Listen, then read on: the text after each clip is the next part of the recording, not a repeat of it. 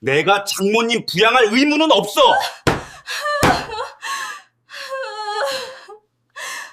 이건 제 돈으로 지난 2년간 피땀 흘려 모은 3천만 원으로 아픈 엄마의 병원비를 낸 며느리에게 남편이 소리친 말입니다. 시어머니는 옆에서 비웃었죠. 네, 엄마는 사위 복도 없나 보네. 하지만 그들은 몰랐습니다. 제가 지난 몇 년간 남편이 제 월급을 빼돌려 시누이에게 송금한 모든 내역을 전부 가지고 있다는 것을, 그리고 바로 다음 날 운명처럼 시어머니가 뇌졸중으로 쓰러지셨습니다. 이제 모든 칼자루는 제가 쥐게 되었습니다. 그들에게 지옥이 시작될 겁니다. 통쾌한 복수가 궁금하시다면 지금 바로 마음정거장 채널 구독과 좋아요 부탁드립니다. 그날 밤 저는 이상한 기분으로 집에 돌아왔습니다. 피곤한 것도 슬픈 것도 아닌 마음속에 무언가 무겁게 짓누르는 그런 기분이었습니다. 마치 왼쪽 가슴 어딘가에 작은 돌덩이 하나가 놓인 것처럼요. 손에는 낡은 핸드백이 들려 있었고 그 안에는 아직 세종이 냄새가 나는 병원비 영수증이 끼워져 있었습니다. 그날 오후 저는 몇 달째 기운이 없고 입맛도 없고 잠도 설치신다던 친정 엄마를 모시고 종합검진을 다녀왔습니다. 의사는 아직 위험한 수준은 아니지만 정밀 관찰과 추가 검사가 필요하다고 했습니다. 그날 나온 총비용은 정확히 3천만 원. 3천만 원은 결코 적은 돈이 아니었습니다. 특히 저 같은 평범한 여자에게는요. 하지만 그 돈은 제가 거의 2년 동안 부업과 아르바이트를 하며 한 푼 두 푼 아껴 모은 돈이었습니다. 누구에게 빌린 것도 시댁돈에 손을 댄 것도 아니었습니다. 저는 단순하게 생각했습니다. 엄마가 저를 낳아 이만큼 키워주셨으니 이제 엄마가 아프실 때 제가 하루라도 더 챙겨드리는 건 당연하다고. 저는 제 행동에 한치의 잘못도 없다고 생각했습니다. 집에 도착하니 저녁상이 차려져 있었습니다. 남편 민주는 소파에 앉아 휴대폰을 보고 있었고 시어머니 박 여사님은 식탁 상석에 앉아 텔레비전을 보며 식사하고 계셨습니다. 저는 가방을 의자에 내려놓고 손을 씻고 돌아왔는데 어느새 민준이 그 영수증을 손에 들고 있었습니다. 그는 영수증에 찍힌 숫자를 뚫어지게 쳐다보았고 그의 얼굴은 놀라움에서 불쾌함으로 이내 시커멓게 변해갔습니다. 제가 입을 열기도 전에 민주는 영수증을 식탁 위로 세게 내던졌습니다. 조용하던 부엌에 탁 하는 건조한 소리가 울려 퍼졌습니다. 그는 저를 노려보며 조금도 감정을 억제하지 않은 채 쏘아붙였습니다. 당신 무슨 권리로 우리 집 돈을 당신네 집에 갖다 바쳐? 그 말은 차가운 비수처럼 빠르고 정확하게 제 심장에 날아와 박혔습니다. 저는 몇 초간 숨을 쉴 수가 없었습니다. 저는 남편을 그리고 식탁 위에 외롭게 놓인 영수증을 번갈아 보았습니다. 심장이 미친 듯이 뛰었지만 저는 애써 차분한 목소리를 유지하려 했습니다. 이건 내 개인 돈이야. 내가 따로 모은 거라고. 당신한테 달라고 한 적도 없고. 우리 집 돈에서 쓴 것도 아니야. 저는 모든 것이 괜찮아지길 바라며 천천히 또박또박 말했습니다. 하지만 아니었습니다. 식탁 끝에 앉아있던 시어머니가 젓가락을 내려놓고는 고개를 돌려 저를 쳐다봤습니다. 그 눈빛은 얼음장처럼 차가웠습니다. 시어머니는 입꼬리를 살짝 올리며 비웃었습니다. 내 엄마는 사위한테 기댈 생각도 못하나 보네. 시집 온 여자는 시댁부터 챙기는 게 순서야. 그 말은 크지 않았지만 한 글자 한 글자가 바늘이 되어 제 귀를 찔렀습니다. 민주는 손으로 식탁을 세게 내리쳤고 그릇들이 요란한 소리를 내며 흔들렸습니다. 그는 벌떡 일어나 얼굴이 불그락푸르락해진 채 소리쳤습니다. 저는 그가 내뱉은 말을 지금도 글자 하나, 숨소리 하나까지 똑똑히 기억합니다. 내가 장모님 부양할 의무는 없어! 의무는 없어라는 부분에 그는 유독 힘을 주어 말했습니다. 제가 못 들을까봐, 온 세상이 자기 입장을 모를까봐 두려운 사람처럼요. 그 순간 제 귀는 멍멍해졌고 눈앞에 부엌이 흐릿해졌습니다. 저는 울지도 대꾸하지도 않았습니다.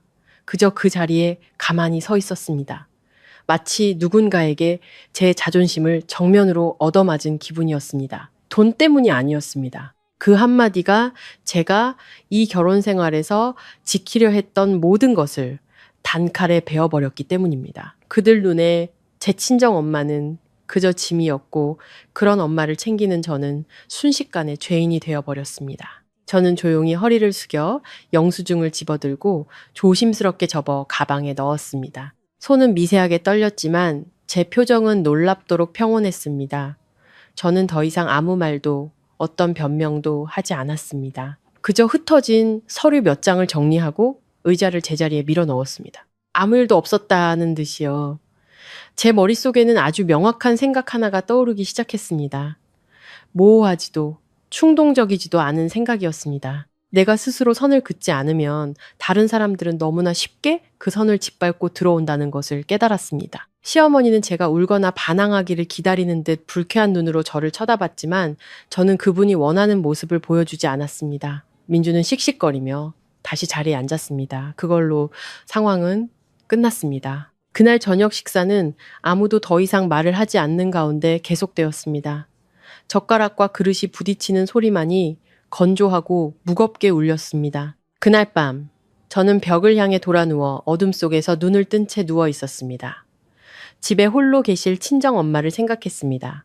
지금쯤 주무시고 계시겠지. 딸이 방금 그런 끔찍한 말을 들었다는 사실은 꿈에도 모르신 채 저는 정말로 울지 않았습니다. 하지만 제 마음속에서 무언가가 변했습니다. 오늘 밤 저의 침묵은 인내가 아니라 아주 다른 날들의 시작이라는 것을 깨달았습니다.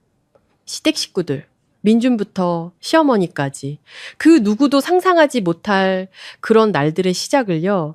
그날 밤 저는 오랫동안 잠들지 못했습니다. 더 이상 화가 치밀어 오르는 느낌이 아니었습니다. 대신 가슴속에서 차갑고 스산한 기운이 피어올랐습니다. 마치 오랫동안 외면해왔던 얼굴을 마주한 기분이었습니다. 옆에서 곤히 잠든 민준을 돌아보았습니다. 규칙적인 숨소리를 내는 그는 오늘 밤의 일이 그저 사소한 부부싸움이고 내일이면 다 잊힐 거라 생각하는 듯 했습니다. 하지만 저는 알고 있었습니다. 한번 뱉어진 말은 다시 주워 담을 수 없다는 것을. 땅에 쏟아진 물처럼 되돌릴 수 없었습니다. 문득 민준을 처음 만났던 날이 떠올랐습니다. 그때 그는 말투가 부드럽고 늘 점잖고 품이 있는 척 했습니다. 민준은 늘 그게 맞지, 그래야지 같은 말을 입에 달고 살았습니다. 마치 생각이 깊고 사려 깊은 사람처럼 들렸죠. 저는 그런 남자는 믿을만 하다고 생각했습니다. 힘들게 일하는 저에게는 그저 평온한 가정, 술과 바람기 없는 남편, 그것만으로 충분하다고 스스로를 설득하며 이 결혼에 발을 들였습니다. 결혼식 날, 시댁은 부유하지 않았지만 체면을 무척 중시했습니다. 상차림부터 하객들을 대하는 태도까지 모두가 격식 있고 예의 바른 집안처럼 보이려고 애썼습니다. 시어머니 박 여사님은 그날 고운 한복을 차려입고 입은 웃고 있었지만 눈은 날카롭게 저를 훑었습니다. 제 머리부터 발끝, 서 있는 자세까지 전부요. 제가 시댁에 들어설 때 시어머니는 가볍게 들릴 법한 한마디를 던졌습니다. 이제 시댁 식구가 됐으니 시댁의 가풍을 따라야 한다. 저는 어른의 평범한 당부련이 생각하며 공손하게 웃으며 고개를 끄덕였습니다. 하지만 나중에야 그 말이 보이지 않는 밧줄이었고 그 밧줄은 항상 한쪽으로만 조여든다는 것을 깨달았습니다. 며느리가 된 후 저는 박 여사님이 시댁과 친정을 명확하게 구분짓는다는 것을 알아차리기 시작했습니다. 대놓고 말씀하시진 않았지만 그분의 말에는 늘 경계선이 있었습니다. 예를 들어 집에 맛있는 음식이 있으면 이건 도련님 주게 남겨둬라 혹은 내일 민지 오면 먹게 놔둬라고 하셨습니다. 하지만 제 친정 부모님에 대해 말할 땐 그저 친정 쪽이라고 짧게 말할 뿐이었습니다. 한 번은 제가 주말에 엄마 좀 뵙고 올게요 라고 하자 시어머니는 하고 대답한 뒤 바로 덧붙였습니다. 일찍 다녀와. 이 집 며느리가 계속 밖으로만 놔둘 순 없지. 저는 그저 어른이 까다로우시니 평화를 위해 제가 참자고 생각하며 넘겼습니다. 하지만 살면 살수록 이 집에서 평화란 곳 저의 인내와 같은 말이라는 것을 깨달았습니다. 이 집의 주된 수입원은 저였습니다. 제 수입은 안정적이고 꾸준했지만 민준의 월급은 저보다 적었습니다. 하지만 그는 자존심이 무척 강했습니다. 내가 당신보다 못 벌어라고 직접 말한 적은 없지만 그의 불편한 태도에서 저는 느낄 수 있었습니다. 누군가 무심코 저를 칭찬이라도 하면 민주는 어색하게 웃으며 딴소리를 했습니다. 제가 저렇게 하는 건 다 내가 아내를 잘 가르친 덕분이지. 제가 집을 위해 무언가를 사면 그는 고맙다는 말 대신 이런 건 뭐하러 샀어? 낭비야라고 쏘아붙였습니다. 민준의 입에서 나오는 낭비라는 말은 걱정이라기보다는 질책에 가까웠습니다. 그럼에도 저는 집안의 모든 지출을 도맡아 했습니다. 전기세, 수도세, 식비, 자잘한 생활비까지 전부요. 제가 주도권을 잡고 싶어서가 아니었습니다. 제가 하지 않으면 모든 것이 엉망이 될 것을 알았기 때문입니다. 민주는 늘 미루기만 했고 시어머니는 큰일에 쓸 돈만 쥐고 계실 뿐 매일의 식비나 소소한 지출에는 누구도 나서려 하지 않았습니다. 저는 한 푼 한 푼 계산하는 것에 익숙해졌습니다.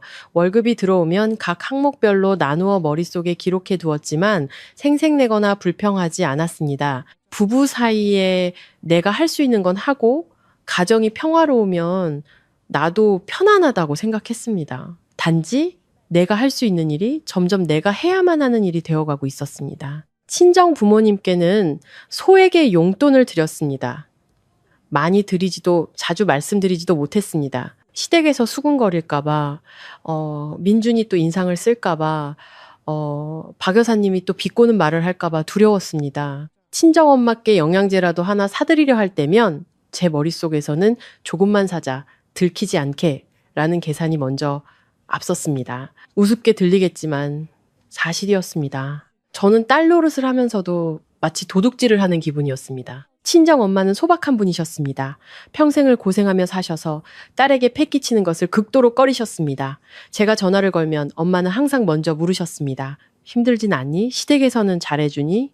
저는 늘 네, 그냥 그래요. 엄마라고 얼버무렸습니다. 엄마가 걱정하시는 게 싫었습니다. 한 번은 제가 돈을 드리자 엄마는 손사래를 치셨습니다. 됐다. 그 돈으로 내 가정이나 잘 꾸려. 이 늙은이는 아무거나 먹어도 괜찮아. 그 말에 저는 목이 메었습니다. 엄마는 제게 단 한 번도 무언가를 요구하신 적이 없었습니다. 그저 제가 힘들까봐 걱정하실 뿐이었습니다. 그런데 저를 낳지도 하루도 길러주지 않은 사람들은 제가 엄마를 챙기는 것을 심판할 권리가 있다고 생각했습니다. 저는 그저 제가 참으면 가정이 평화로울 것이라고 믿었습니다. 인내가 가정을 지키기 위해 치러야 할 대가라고 믿었습니다. 듣기 싫은 말을 들어도 침묵했고 박 여사님이 저를 다른 사람과 비교할 때도 그저 웃어넘겼습니다. 민준이 게으름을 피우거나 책임을 회피할 때도 제가 더 많이 일했습니다. 그렇게 하면 언젠가 그들도 저를 이해해주고 아껴주고 소중히 여겨줄 것이라고 생각했습니다. 하지만 인생은 제 생각처럼 아름답게 흘러가지 않았습니다. 저의 그 인내가 그들을 날마다 더 오만하게 만들었다는 것을 저는 미처 몰랐습니다. 제가 침묵하면 그들은 제가 두려워한다고 생각했습니다. 제가 더 많이 일하면 그것이 저의 의무라고 생각했습니다. 제가 평화를 지키려 애쓰면 제가 약하다고 생각했습니다. 점차 그 집에서 제 말의 무게는 가벼워졌고 저의 가치 또한 가벼워졌습니다. 저는 마치 그림자 같은 존재가 되어가는 것을 느꼈습니다. 분명히 존재하고 모든 일을 하고 있지만 누구도 진정으로 제 목소리에 귀 기울이지 않았습니다. 그날 밤 민준의 말을 듣고 난 후 잊고 있던 과거의 기억들이 조각조각 떠올라 저를 괴롭혔습니다. 모든 징후는 오래전부터 있었는데 단지 제가 애써 외면했던 것이 아닐까? 오늘 밤은 새로운 시작이 아니라 더 이상 스스로를 속일 수 없게 만든 마지막 물방울이 아니었을까? 저는 눈앞의 어둠을 바라보며 문득 안타까운 마음이 들었습니다. 돈도 말다툼도 아니었습니다. 침묵이 가정을 지키는 방법이라고 믿었던 지난날에 제 자신이 안타까웠습니다. 때로는 침묵이 상대방을 더 기고만장하게 만들 뿐인데 말입니다. 만약 그때 제가 더 단호했다면 모든 것이 달라졌을지도 모릅니다. 그날 밤 이후 저는 평소처럼 출근하고 밥을 짓고 청소를 했습니다. 시댁 식구들이 보고 싶어하는 평화로운 며느리의 모습을 유지했습니다. 하지만 제 내면에서는 모든 것을 더 면밀히 관찰하기 시작했습니다. 어떤 것들은 설명이 필요 없고 태도만 봐도 충분히 알 수 있다라고들 합니다. 그리고 보면 볼수록 예전에 제가 애써 무시했던 징후들이 새로 칠한 벽의 균열처럼 선명하게 드러났습니다. 친정 엄마는 입원할 정도는 아니었지만 가볍게 앓는 날이 잦아졌습니다. 어르신들은 가벼운 감기나 두통만으로도 자식들 애를 태우기 마련입니다. 한 번은 점심시간 무렵에 엄마에게서 전화가 왔습니다. 목이 잠긴 작은 목소리로 엄마가 좀 어지럽네. 날씨 때문인가 봐 라고 하셨습니다. 저는 그 말을 듣자마자 반차를 내고 달려가고 싶었습니다. 민준에게 말을 꺼내기도 전에 부엌에 있던 박 여사님이 전화벨 소리와 제 목소리를 들으셨습니다. 박 여사님은 부엌에서 나와 저를 힐끗 쳐다보더니 마치 혼잣말처럼 툭 던졌습니다. 또 친정이야? 저는 전화를 들고 구석으로 가. 엄마와 통화를 마친 뒤 조심스럽게 말했습니다. 어머니, 저 오후에 엄마 좀 뵙고 와도 될까요? 몸이 좀 안 좋으시다네요. 박 여사님은 들고 있던 소쿠리를 내려놓으며 저를 쳐다보지도 않은 채 한숨을 쉬었습니다. 시집간 딸은 이제 남의 집 사람이야. 그렇게 자꾸 친정으로 달려가면 남들이 이 집에서 며느리 교육을 잘못 시켰다고 흉봐, 체면을 위한 말처럼 들렸지만 그 속내는 친정은 부차적인 문제라는 경고임을 저는 알았습니다. 저는 민준이 엄마 잠깐 다녀오게 하세요. 같은 말 한마디라도 해주길 바라며 그를 쳐다봤습니다. 하지만 민준은 휴대폰만 만지작거리며 듣지 못한 척 혹은 듣고도 엮이기 싫은 척 했습니다. 제가 조용히 당신 생각은 어때? 라고 묻자 민준은 퉁명스럽게 대답했습니다. 가고 싶으면 가. 시끄럽게 만들지 말고. 허락하는 말처럼 들렸지만 사실은 모든 것을 제게 떠넘기는 것이었습니다. 시어머니의 불편한 시선을 오롯이 저 혼자 감당하라는 뜻이었습니다. 그날 저는 결국 친정에 갔습니다. 과일 몇 개를 사들고 엄마를 뵈러 가서 1시간쯤 함께 있었습니다. 엄마는 저를 보며 힘들진 않니? 라고 물으셨고 저는 아니에요 라고 웃으며 대답했습니다. 하지만 시댁에 돌아왔을 때 시어머니는 식탁에 떡하니 앉아 싸늘한 표정으로 저를 기다리고 있었습니다. 그분은 꾸짖지는 않았지만 딱 한마디를 던졌습니다. 재미있었니? 그 말은 정말 무서웠습니다. 안부를 묻는 것이 아니라 비꼬는 것이었습니다. 저는 입술을 깨물고 대답 없이 조용히 부엌으로 들어갔습니다. 이런 일들은 사소하지만 반복되면서 저를 갉아먹었습니다. 그리고 저는 박 여사님의 불쾌함이 단지 제가 친정에 가는 행위 자체에 있는 것이 아니라 더 깊은 생각에 뿌리박고 있다는 것을 깨닫기 시작했습니다. 제가 시댁에 속한 이상 친정을 위해 하는 모든 일은 불필요하고 잘못되었으며 심지어 배신이라는 생각이었습니다. 돈 문제도 마찬가지였습니다. 한 번은 친정 엄마가 약을 좀 사다 달라고 하시며 전기세와 수도세를 내야 하니 몇십만 원만 보내달라고 문자를 보내셨습니다. 저는 시댁 식구들에게 알리고 싶지 않았습니다. 조용히 계좌이체를 하고 엄마와 딸 사이의 평범한 일이라고 생각했습니다.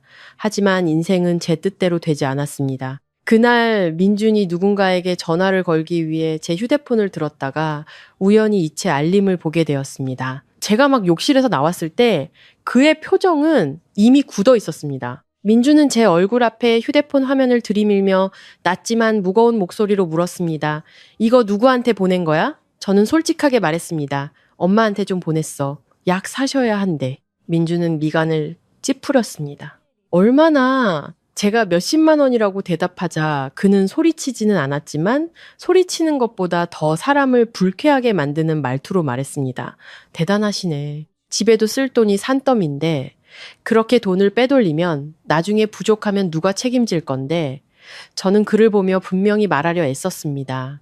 그건 내 돈이야. 내가 벌고 내가 모은 돈이라고? 엄마한테 몇십만 원 보내드리는 게 그렇게 잘못된 일이야?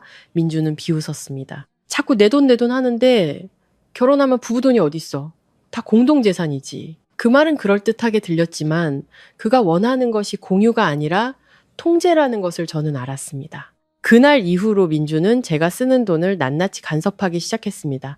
시장 보는 돈, 생필품 사는 돈까지 전부요. 제가 친정 엄마께 우유 한 상자를 보내드리면 그는 뭐하러 그렇게 많이 사? 라고 물었습니다. 제가 제 신발 한 켤레를 사도 그는 꼭 필요한 거야? 라고 따졌습니다. 제가 친정 엄마께 용돈을 조금이라도 드리면 그는 저를 범죄자 쳐다보듯 했습니다. 그리고 시어머니는 이 기회를 놓치지 않았습니다. 제가 친정에 돈을 보냈다는 소문을 들으시자마자 아주 직설적으로 제가 잊을 수 없는 한마디를 던지셨습니다. 어느 나무 밑에서 열매를 땄으면 그 나무에 거름을 줘야지. 이 집 며느리가 자꾸 밖으로 돈을 빼돌리면 나중에 시댁은 뭘 믿고 사니? 저는 그 말을 듣고 숨이 턱 막혔습니다. 저는 누구를 부양한 것이 아니었습니다. 그저 딸로서의 도리를 했을 뿐입니다. 하지만 시어머니의 말 속에서 저는 탐욕스럽고 삐뚤어졌으며 분수를 모르는 여자가 되어 있었습니다. 저는 여전히 그것이 사소한 오해일 뿐이라고 스스로를 위로하려 애썼습니다. 그들이 자식으로서 부모가 아플 때의 무력감을 겪어보지 못해서 이해하지 못하는 것이라고 생각했습니다. 제가 더 잘하고 더 열심히 하면 언젠가 그들의 마음도 부드러워질 것이라고 생각했습니다. 저는 고통스러운 진실을 마주하지 않기 위해 그렇게 스스로를 다독였습니다. 하지만 날이 갈수록 제 마음속에는 불안감이 커져갔습니다. 꾸중을 들을까봐 두려운 것이 아니었습니다. 이 집에서 저의 위치가 돈으로 정의되고 있다는 사실을 깨달았기 때문입니다. 그들은 제가 피곤한지 즐거운지는 묻지 않았습니다. 오직 제가 무엇을 썼는지, 누구에게 주었는지, 이 집을 위해 무엇을 했는지만 물었습니다. 돈이 필요할 땐 저를 가장 먼저 찾았지만 제가 편들어줄 한마디가 필요할 땐 사라지거나 외면했습니다. 저는 한 가지를 깨닫기 시작했습니다. 그들 눈에 저는 아내도 정서적인 의미의 며느리도 아니었습니다. 저는 그들이 필요할 때 돈을 꺼내 쓰는 자금원이었고 마음에 들지 않으면 언제든 옆으로 밀쳐둘 수 있는 존재였습니다. 그리고 누군가를 도구로 여기기 시작하면 정이란 그저 듣기 좋게 꾸민 말에 불과했습니다. 그날 밤 저는 식어버린 밥그릇을 보며 부엌에 홀로 앉아 있었습니다. 문득 마음이 싸늘하게 식어가는 것을 느꼈습니다. 저는 더 이상 스스로를 위로하지 않았습니다. 저는 그들에게 제 피부치는 아무런 가치가 없다는 것을 이해하기 시작했습니다. 그 후 며칠 동안 저는 친정엄마가 눈에 띄게 쇠약해지는 것을 느꼈습니다. 한바탕 앓고 나아지는 그런 것이 아니라 사람을 서서히 갉아먹는 만성적인 피로감이었습니다. 엄마는 식사량이 줄었고 멍하니 뜰을 내다보는 시간이 길어졌습니다. 때때로 손을 들어 이마를 짚으며 어지럼증을 쫓으려는 듯한 모습을 보이셨습니다. 한 번은 제가 찾아뵈러 갔는데 집에 들어서자마자 엄마가 식탁 모서리를 붙잡고 창백한 얼굴로 서 계셨습니다. 저는 깜짝 놀라 달려갔지만 엄마는 황급히 손사래를 치셨습니다. 괜찮아, 잠을 좀 설쳐서 그런가 보다. 하지만 저는 똑똑히 보았습니다. 그거는 단순한 수면 부족이 아니었습니다. 노쇠함에서 오는 쇠약함, 자식들이 가장 두려워하는 그 모습이었습니다. 그날 밤 시댁으로 돌아오는 내내 제 마음은 불타는 듯 했습니다. 저는 민준에게 엄마를 모시고 종합검진을 가고 싶다고, 제발 이해해주고 힘들게 하지 말아달라고 말할 작정이었습니다. 하지만 저는 방문 앞에서 걸음을 멈췄습니다. 이전의 일들이 떠올랐습니다. 제가 친정엄마 이야기를 꺼낼 때마다 즉시 불쾌해지던 민준의 눈빛, 싸늘하게 식어버리던 시어머니의 표정, 저는 알았습니다. 만약 제가 말을 꺼내면 그들은 엄마는 괜찮으셔? 라고 묻는 대신 비용은 얼마나 드는데 누가 낼 건데 꼭 해야 해? 라고 물을 것이라는 것을 저는 또 한 번의 말다툼을 원치 않았고 엄마가 시댁의 트집거리가 되는 것도 원치 않았습니다. 그래서 저는 침묵을 선택했습니다. 저는 스스로 모든 것을 준비했습니다. 의사와 예약을 잡고 서류를 준비하고 시어머니께는 내일 회사에 일이 있어서 일찍 나가봐야 해요 라고 말했습니다. 박 여사님은 더 묻지 않고 하고 대답하셨습니다. 민주는 늘 그랬듯 제가 어디 가는지에는 관심이 없고 제 시간에 밥을 차리는지에만 관심이 있었습니다. 다음날 아침 저는 엄마를 모시고 병원으로 갔습니다. 엄마가 걱정하실까봐 마음 편하시게 검사받는 거라고 말씀드렸습니다. 엄마는 제 오토바이 뒤에 앉아 제 옷자락을 꼭 쥐고 작은 목소리로 말씀하셨습니다. 돈 쓰지 마라. 늙으면 아픈 건 당연한 거야. 저는 그 말을 듣고 코끝이 찡해졌습니다. 저는 애써 웃으며 엄마를 안심시켰습니다. 그런 말씀 마세요. 엄마가 건강하셔야 저도 마음이 편해요. 그렇게 말했지만 제 마음도 불안했습니다. 나쁜 결과가 나올까봐 두려웠습니다. 자식의 두려움이란 참 이상합니다. 알고 싶으면서도 동시에 도망치고 싶으니까요. 병원에 도착하자 소독약 냄새에 머리가 아팠습니다. 엄마는 혈압을 재고 피를 뽑고 온갖 검사를 받으셨습니다. 저는 대기실에 앉아 오가는 사람들을 보며 속이 타들어갔습니다. 친정엄마는 태연한 척 하셨지만 저는 엄마의 손이 차갑고 뼈만 남은 것처럼 앙상한 것을 보았습니다. 마음이 아팠습니다. 왜 더 일찍 모시고 오지 않았을까? 왜 시댁 눈치를 보며 망설였을까? 그렇게 생각하니 제 자신이 더욱 원망스러웠습니다. 검사가 끝날 무렵 의사가 저를 따로 불렀습니다.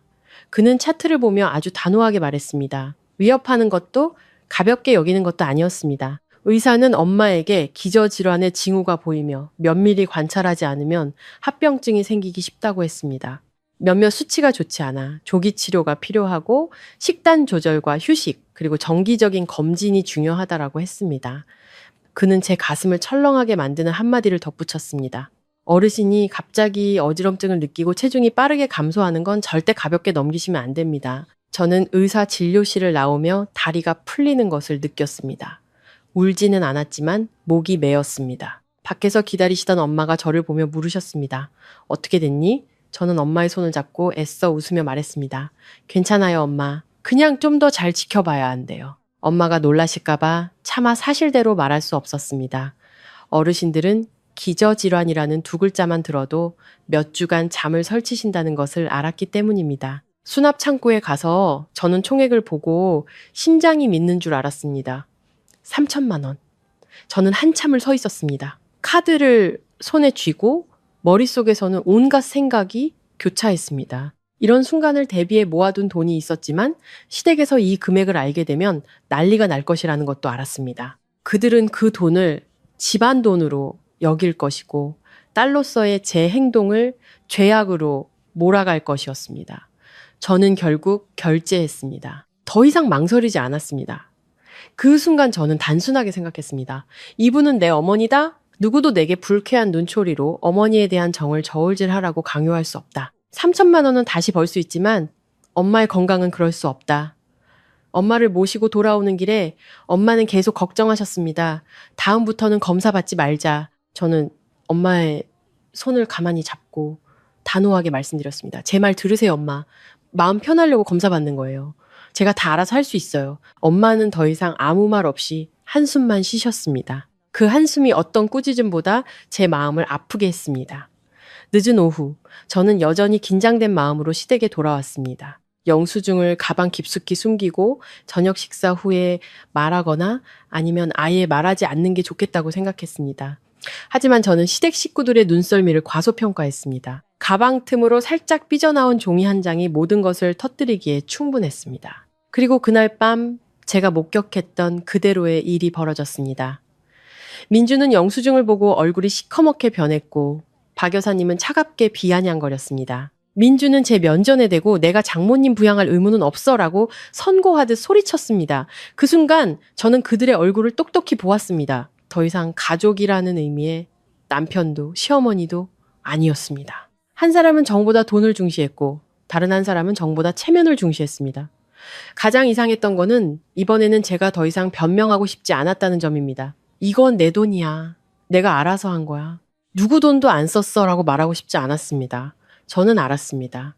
이해하고 싶지 않은 사람에게는 아무리 말해도 소용없다라는 것을. 변명은 저를 지치게 할 뿐이고 그들은 더 기세등등해질 뿐이었습니다. 제 마음속에는 아주 선명한 선 하나가 그어지는 것을 느꼈습니다. 저는 더 이상 참고만 있을 수 없다는 것을 알았습니다. 다음 날 아침, 저는 평소보다 일찍 일어났습니다. 집은 그대로였고 부엌도 그대로였지만 공기는 완전히 달랐습니다. 마치 보이지 않는 막이 모든 것을 뒤덮은 것처럼 무겁고 답답했습니다. 방을 나서자 민준이 소파에 앉아 휴대폰을 만지고 있었습니다. 어젯밤 일은 아무것도 아니었다는 듯 태연한 모습이었습니다. 그는 제가 잠은 잘 잤는지 묻지도 않았고 제 등골을 서늘하게 했던 그 말에 대해 다시 언급하지도 않았습니다. 민준에게 어젯밤 일은 그저 실컷 소리 지르고 끝난 일이었고 오늘 아침은 평소처럼 밥 먹고 출근하면 그만인 듯 했습니다. 반면 시어머니는 달랐습니다. 박 여사님은 밖으로 나와 제 머리부터 발끝까지 훑어보았습니다. 그 눈빛에는 마치 내기에서 이긴 사람처럼 약간의 의기양양함이 서려 있었습니다. 시어머니는 꾸짖거나 화내지 않았지만 더 듣기 거북한 방식으로 비꼬았습니다. 이 집에서는 돈 문제는 확실해야 해. 확실하지 않으면 집안이 시끄러워져. 그리고 시끄러워지면 손해보는 건 항상 이 집 식구들이지. 시어머니는 이 집 식구들이라는 말을 교묘하게 강조했습니다. 제가 이 집에 제대로 봉사할 때만 식구로 인정해주겠다라는 뜻이었습니다. 제 피 붙이는 그 단어에 포함되지 않았습니다. 저는 대답하지 않았습니다. 부엌으로 들어가 냄비를 올리고 물을 끓이며 못 들은 척 했습니다. 제가 반응하면은 시어머니는 며느리 훈계라는 명목으로 이 대화를 더 길게 끌고 갈 것이 뻔했습니다. 저는 그러고 싶지 않았습니다. 더 이상 이 집에서 옳고 그름을 따지고 싶지 않았습니다. 저는 그저 똑똑히 보고 준비하고 싶을 뿐이었습니다. 민주는 여전했습니다. 그는 습관처럼 저를 불렀습니다. 서윤아, 내 셔츠 좀 갖다 줘. 저는 설거지를 하느라 손이 젖어 있었습니다. 저는 민준을 그리고 바로 의자 옆에 걸려있는 셔츠를 보았습니다. 당신이 직접 가져가라고 말하고 싶었지만 참았습니다. 저는 밖으로 나가 그에게 셔츠를 건네주었습니다. 두려워서가 아니었습니다. 저는 다른 것을 연습하고 있었습니다. 바로 평정심을요, 제 머릿속 계획을 망치지 않기 위한 평정심이었습니다. 그런 순간 저는 아주 고통스러운 사실 하나를 깨달았습니다. 누군가에게 봉사받는 것에 익숙해지면 그들은 그 봉사를 당연하게 여긴다는 것을요. 민주는 고맙다는 말 한마디 없이 셔츠를 받아 입고는 다시 휴대폰에 고개를 숙였습니다. 저는 그 자리에 몇 초간 서 있다가 부엌으로 돌아왔습니다. 제 심장은 더 이상 아프지 않았습니다. 차갑고 냉정하게 깨어났을 뿐입니다. 점심때가 되어 저는 출근했습니다. 하지만 오전 내내 일에 집중할 수 없었습니다. 친정엄마 생각, 3천만 원짜리 영수증 생각, 그리고 민준이 소리쳤던 의무는 없어라는 말이 머릿속을 맴돌았습니다. 저는 이 일이 여기서 끝나지 않을 것이라는 것을 똑똑히 알았습니다. 오늘 제가 침묵하면 내일 그들은 더 심하게 나올 것입니다. 오늘 그들이 제가 엄마를 챙기는 것을 잘못이라고 여긴다면 언젠가 그들은 제게 친정엄마와 시댁 중 하나를 선택하라고 강요할 것입니다. 저는 스스로를 그런 궁지로 몰아넣을 수 없었습니다. 오후에 퇴근할 때 저는 더 이상 어젯밤 같은 억울한 감정이 들지 않았습니다. 대신 차갑고 냉정한 무언가가 그 자리를 채웠습니다. 저는 결혼 생활에서 단 한 번도 해볼 생각조차 하지 않았던 일들을 시작했습니다. 그날 밤 민준과 시어머니가 텔레비전을 보고 있을 때 저는 조용히 방으로 들어가 문을 잠갔습니다. 그리고 개인 서류를 보관해둔 서랍을 열었습니다. 신분증, 통장 관련 서류, 중요한 문서들을 꺼냈습니다. 찢거나 숨기지 않았습니다. 그저 깔끔하게 정리해서 별도의 가방에 담았습니다. 저는 모든 것을 아주 천천히 꼼꼼하게 했습니다. 마치 먼 여행을 떠나기 전 옷을 개는 사람처럼요. 그 여행이 언제 시작될지는 몰랐지만 저는 준비가 필요했습니다. 저는 휴대폰을 열어 제가 적금으로 부어둔 금액을 다시 확인했습니다. 숫자 하나하나, 날짜 하나하나를 쳐다보았습니다. 저는 스스로에게 물었습니다. 그동안 내가 이 집을 위해 얼마나 애썼는데 존중받은 적이 있었나? 대답은 너무나 명확해서 헛웃음이 나왔습니다. 소리 없는 웃음이었습니다. 저는 그날부터 제 돈은 명확히 분리해야겠다고 결심했습니다. 숨기기 위해서가 아니라 마지막 남은 제 결정권을 지키기 위해서였습니다. 재정적으로 종속되면 인생 전체가 종속되기 때문입니다. 저는 남동생에게 전화를 걸었습니다. 길게 하소연하지 않았습니다. 상황을 이해할 수 있을 만큼만 짧게 말했습니다. 혹시 무슨 일 생기면 누나 좀 도와줘. 서류 목록이랑 계좌번호, 연락해야 할 사람들 번호를 보내놓을게. 남동생은 몇 초간 침묵하더니 조용히 물었습니다. 누나, 괜찮아. 저는 괜찮아. 그냥 더 이상 갑작스러운 일에 당하고 싶지 않아서 그래라고 대답했습니다. 남동생은 깊은 한숨을 내쉬고는 말했습니다. 알았어. 누나가 시키는 대로 할게. 전화를 끊고 저는 잠시 가만히 앉아 있었습니다. 이제 제 마음속에는 더 이상 싸우고 싶은 마음도 제가 옳다는 것을 증명하고 싶은 마음도 없었습니다. 저는 한 가지 사실을 분명히 깨달았습니다. 나를 가족으로 여기지 않는 사람들을 위해 더 이상 희생할 필요는 없다. 감사할 줄 모르는 곳에서의 희생은 나를 바보로 만들 뿐이다. 저는 민준을 더 유심히 관찰하기 시작했습니다. 그는 아무 일 없었다는 듯이 제게 말을 걸었지만 제가 웃어주지도 길게 대답하지도 않자 불편해하기 시작했습니다. 어느 날 그는 물었습니다. 아직도 화났어? 어젯밤 일은 그냥 해본 소리야. 저는 그를 쳐다보았습니다. 제 머릿속에는 병원에서 제 손을 잡던 친정엄마의 모습, 돈 쓰지 말라고 떨리는 목소리로 말씀하시던 모습이 떠올랐습니다. 저는 그냥 해본 소리라는 말을 도저히 삼킬 수가 없었습니다. 하지만 저는 화 안 났어. 그냥 엄마 생각이 나서 그래라고 가볍게 대답할 뿐이었습니다. 시어머니 역시 기회를 놓치지 않았습니다. 시어머니는 가끔씩 시집온 며느리는 집안을 돌봐야지 밖으로 돈 빼돌리고 나서 나중에 돈 없다고 징징대면 안 돼 라고 넌지시 말했습니다. 저는 들었지만 반응하지 않았습니다. 제가 반응하지 않을수록 시어머니는 제가 굴복했다고 생각하는 듯 했습니다. 그분은 몰랐습니다. 제가 반응하지 않는 이유는 제가 모든 것을 쐬고 있었기 때문이라는 것을 말 한마디, 행동 하나, 균열 하나까지 모두 쐬고 있었습니다. 나중에 필요할 때 더 이상 당황하지 않기 위해서였습니다. 그날 밤 저는 일찍 잠자리에 들 준비를 했습니다. 서류 가방을 저만 아는 옷장 구석에 놓아두었습니다. 불을 끄고 누웠을 때 제 마음은 이상하리만치 평온했습니다. 언젠가 모든 것이 터질 테지만 저는 어젯밤보다 훨씬 더 준비가 되어 있다고 생각했습니다. 그리고 제가 막 마음의 준비를 마쳤을 때 또 다른 사건이 터졌습니다. 다음날 아침 제가 막 신발을 신고 집을 나서려는데 거실에서 날카로운 비명이 들렸습니다. 저는 깜짝 놀라 돌아봤고 시어머니가 의자에 앉은 채 얼굴 한쪽이 일그러지고 손이 오그라든 채로 가쁘게 숨을 몰아쉬고 계셨습니다. 민준이 공황 상태에 빠져 소리쳤습니다. 엄마 왜 그래요? 저는 순간 숨을 멈췄다가 바로 달려갔습니다. 제 머릿속에는 뇌졸중이라는 단 하나의 생각뿐이었습니다. 제가 달려가 시어머니를 부축하려는데 몸에 손이 닿자마자 시어머니의 몸이 힘없이 축 늘어지는 것을 느꼈습니다. 입은 비뚤어지고 눈은 공포에 질려 무언가 말하려 하지만 말이 나오지 않는 듯 했습니다. 민주는 굳어버린 채 창백해진 얼굴로 엄마라고 부르짖기만 했습니다. 그러다 저를 붙잡고 거의 울먹이며 말했습니다. 서윤아, 빨리 누구 좀 불러줘, 엄마가 이상해. 신우이민지도 방에서 뛰쳐나왔지만 구급차를 부를 생각은 않고 허둥지둥 슬리퍼를 찾고 커튼을 치며 마치 소리를 지르면 엄마가 나을 것처럼 소리쳤습니다. 어머, 이게 무슨 일이야. 동네 사람들. 저는 시계를 흘끗 보았습니다. 심장이 쿵쾅거렸습니다. 뇌졸중은 장난이 아니었습니다. 1분 1초가 위험했습니다. 저는 말을 고를 틈도 없이 쏘아붙였습니다. 왜 아직 119에 전화 안 했어요? 민지는 눈을 부릅뜨고 쏘아붙였습니다. 119 부르면 돈 들고 서류다 뭐다. 귀찮게 군단 말이야. 그 말을 듣는 순간 온몸이 차갑게 식었습니다. 사람이 눈앞에서 쓰러져 가는데 가장 먼저 생각하는 것이 돈이라니. 저는 더 이상 말다툼하지 않았습니다. 바로 휴대폰을 꺼내 구급차를 부르고 동시에 시어머니가 늘 서랍에 보관하시던 서류들을 챙겼습니다. 민주는 동상처럼 서서 손만 벌벌 떨고 있었습니다. 저는 그가 정신을 차리도록 소리쳐야 했습니다. 오빠, 수건이랑 따뜻한 물 좀 가져와요. 서 있지만 말고. 민주는 화들짝 놀라 시키는 대로 했지만 허둥대며 물건을 자꾸 떨어뜨렸습니다.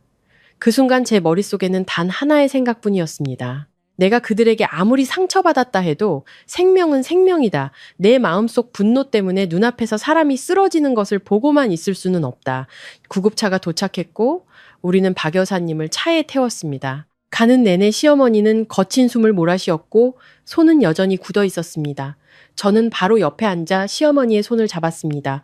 걱정스럽고 두려웠습니다. 민주는 반대편에 앉아 세상이 무너질 듯한 표정을 짓고 있었습니다. 하지만 이상하게도 그는 엄마는 어때요? 의사한테 뭐라고 해야 해요? 같은 질문은 하지 않았습니다. 잠시 앉아있더니 제게 바싹 다가와 다른 사람이 들을까봐 목소리를 낮춰 속삭였습니다. 당신이 돈 좀 먼저 내.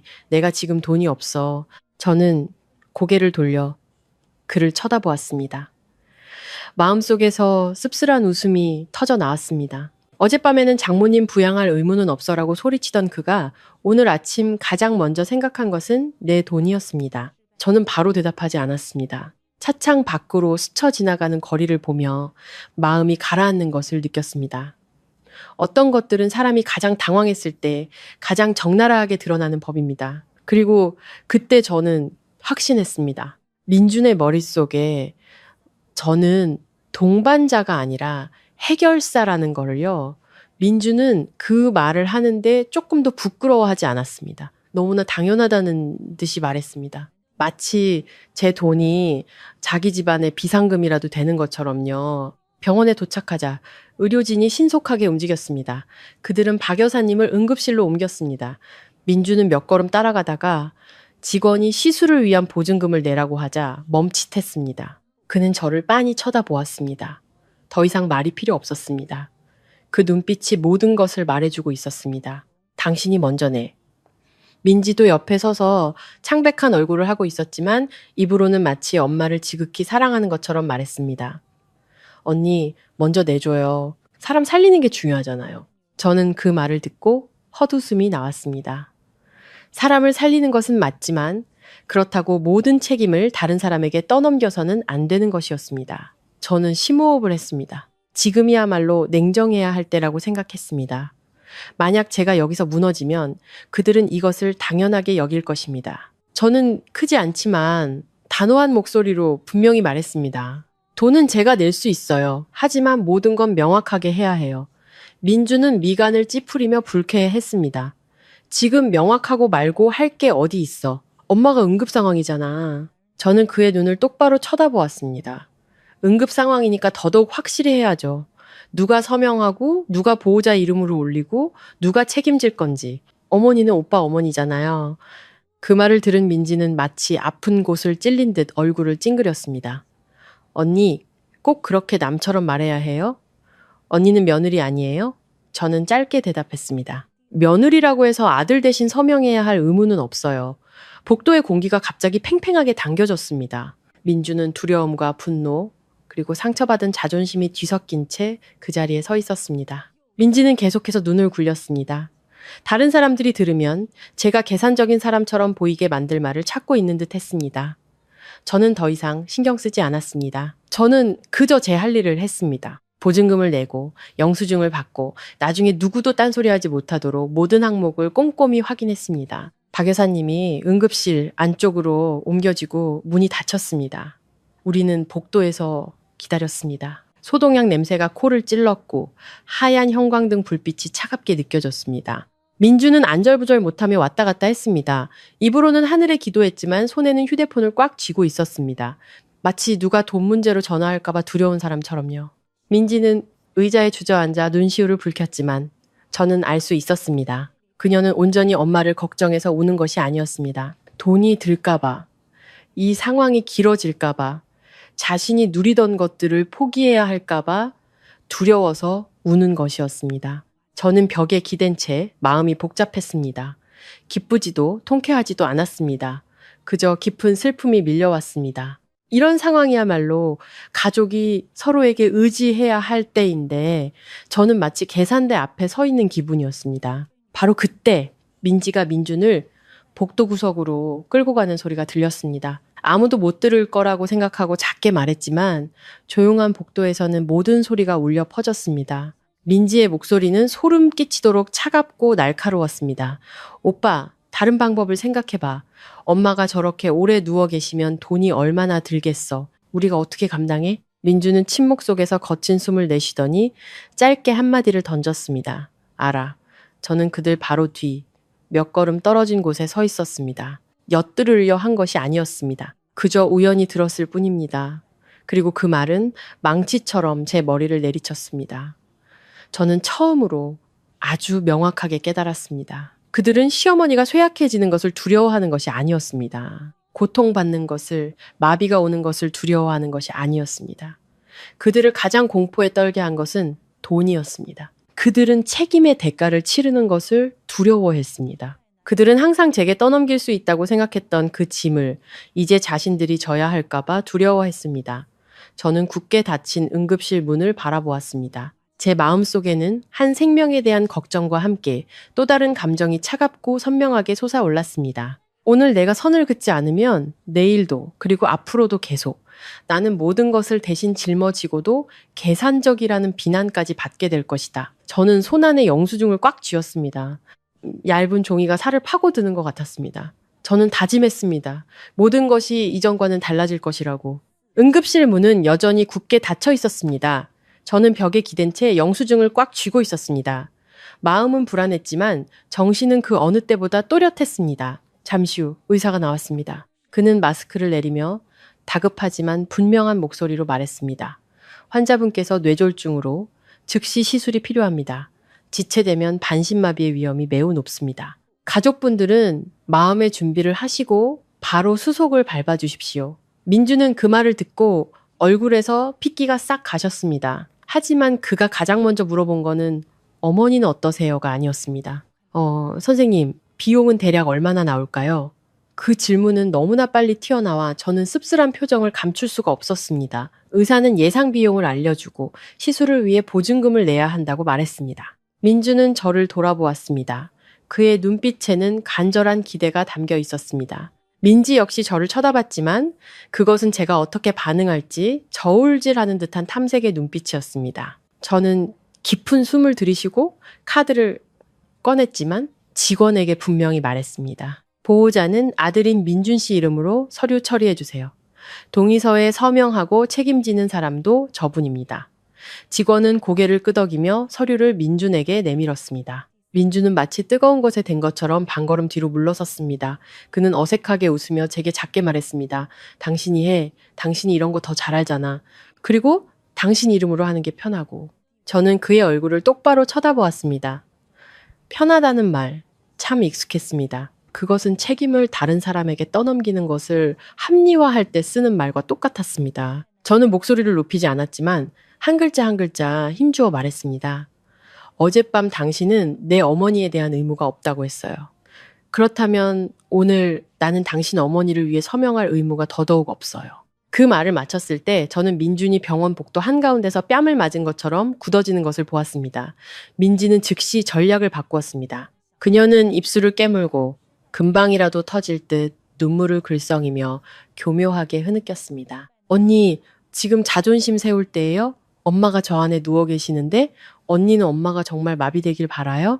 그녀는 주위를 힐끔거리며 지나가는 사람들도 모두 들으라는 듯이 말했습니다. 제가 창피해서라도 시키는 대로 하도록 만들려는 속셈이었습니다.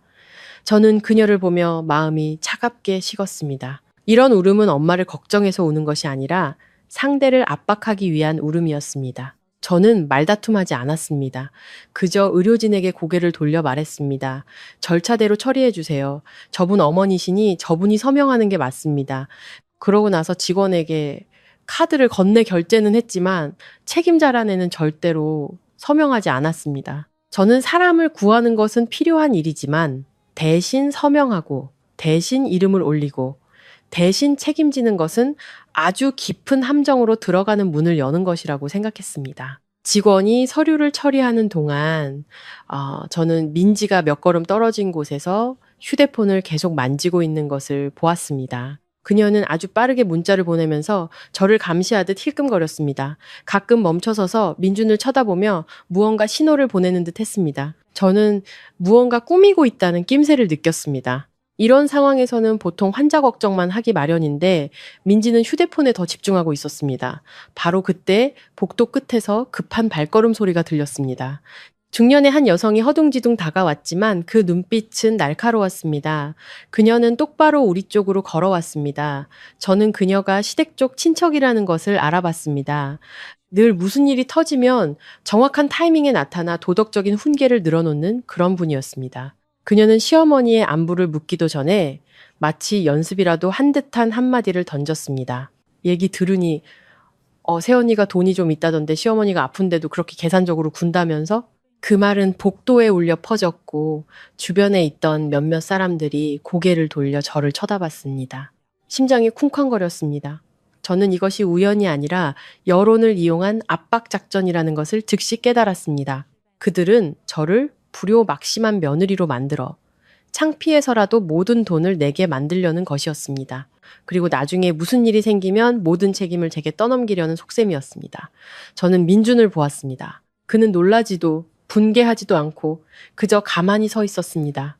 민준의 그 침묵이 바로 대답이었습니다. 그는 다른 사람이 자기가 원하는 말을 대신해 주기를 기다리고 있었던 것입니다. 그 친척은 계속해서 쏘아붙였습니다. 요즘 세상에 앞뒤가 있어야지 시어머니가 아픈데 며느리가 아들 이름으로 서명하라는 게 말이 돼?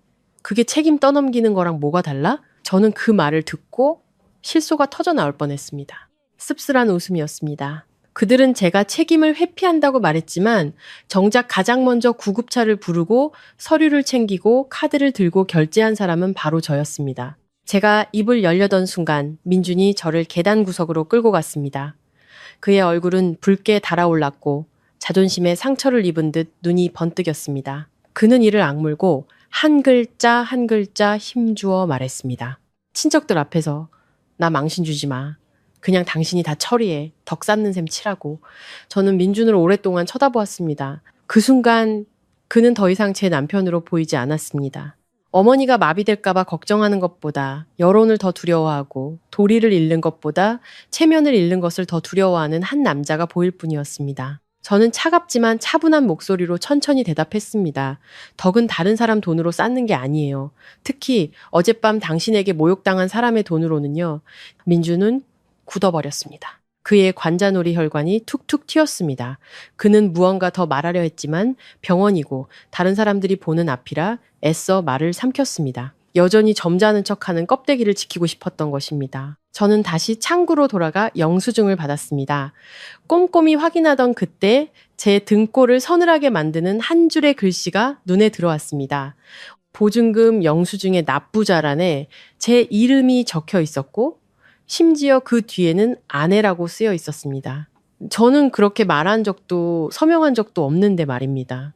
저는 고개를 들어 직원을 쳐다보았습니다. 저기요, 이 정보는 누가 알려준 건가요? 직원은 머뭇거리며 민준 쪽을 힐끗 쳐다보았습니다. 더 이상 들을 필요도 없었습니다.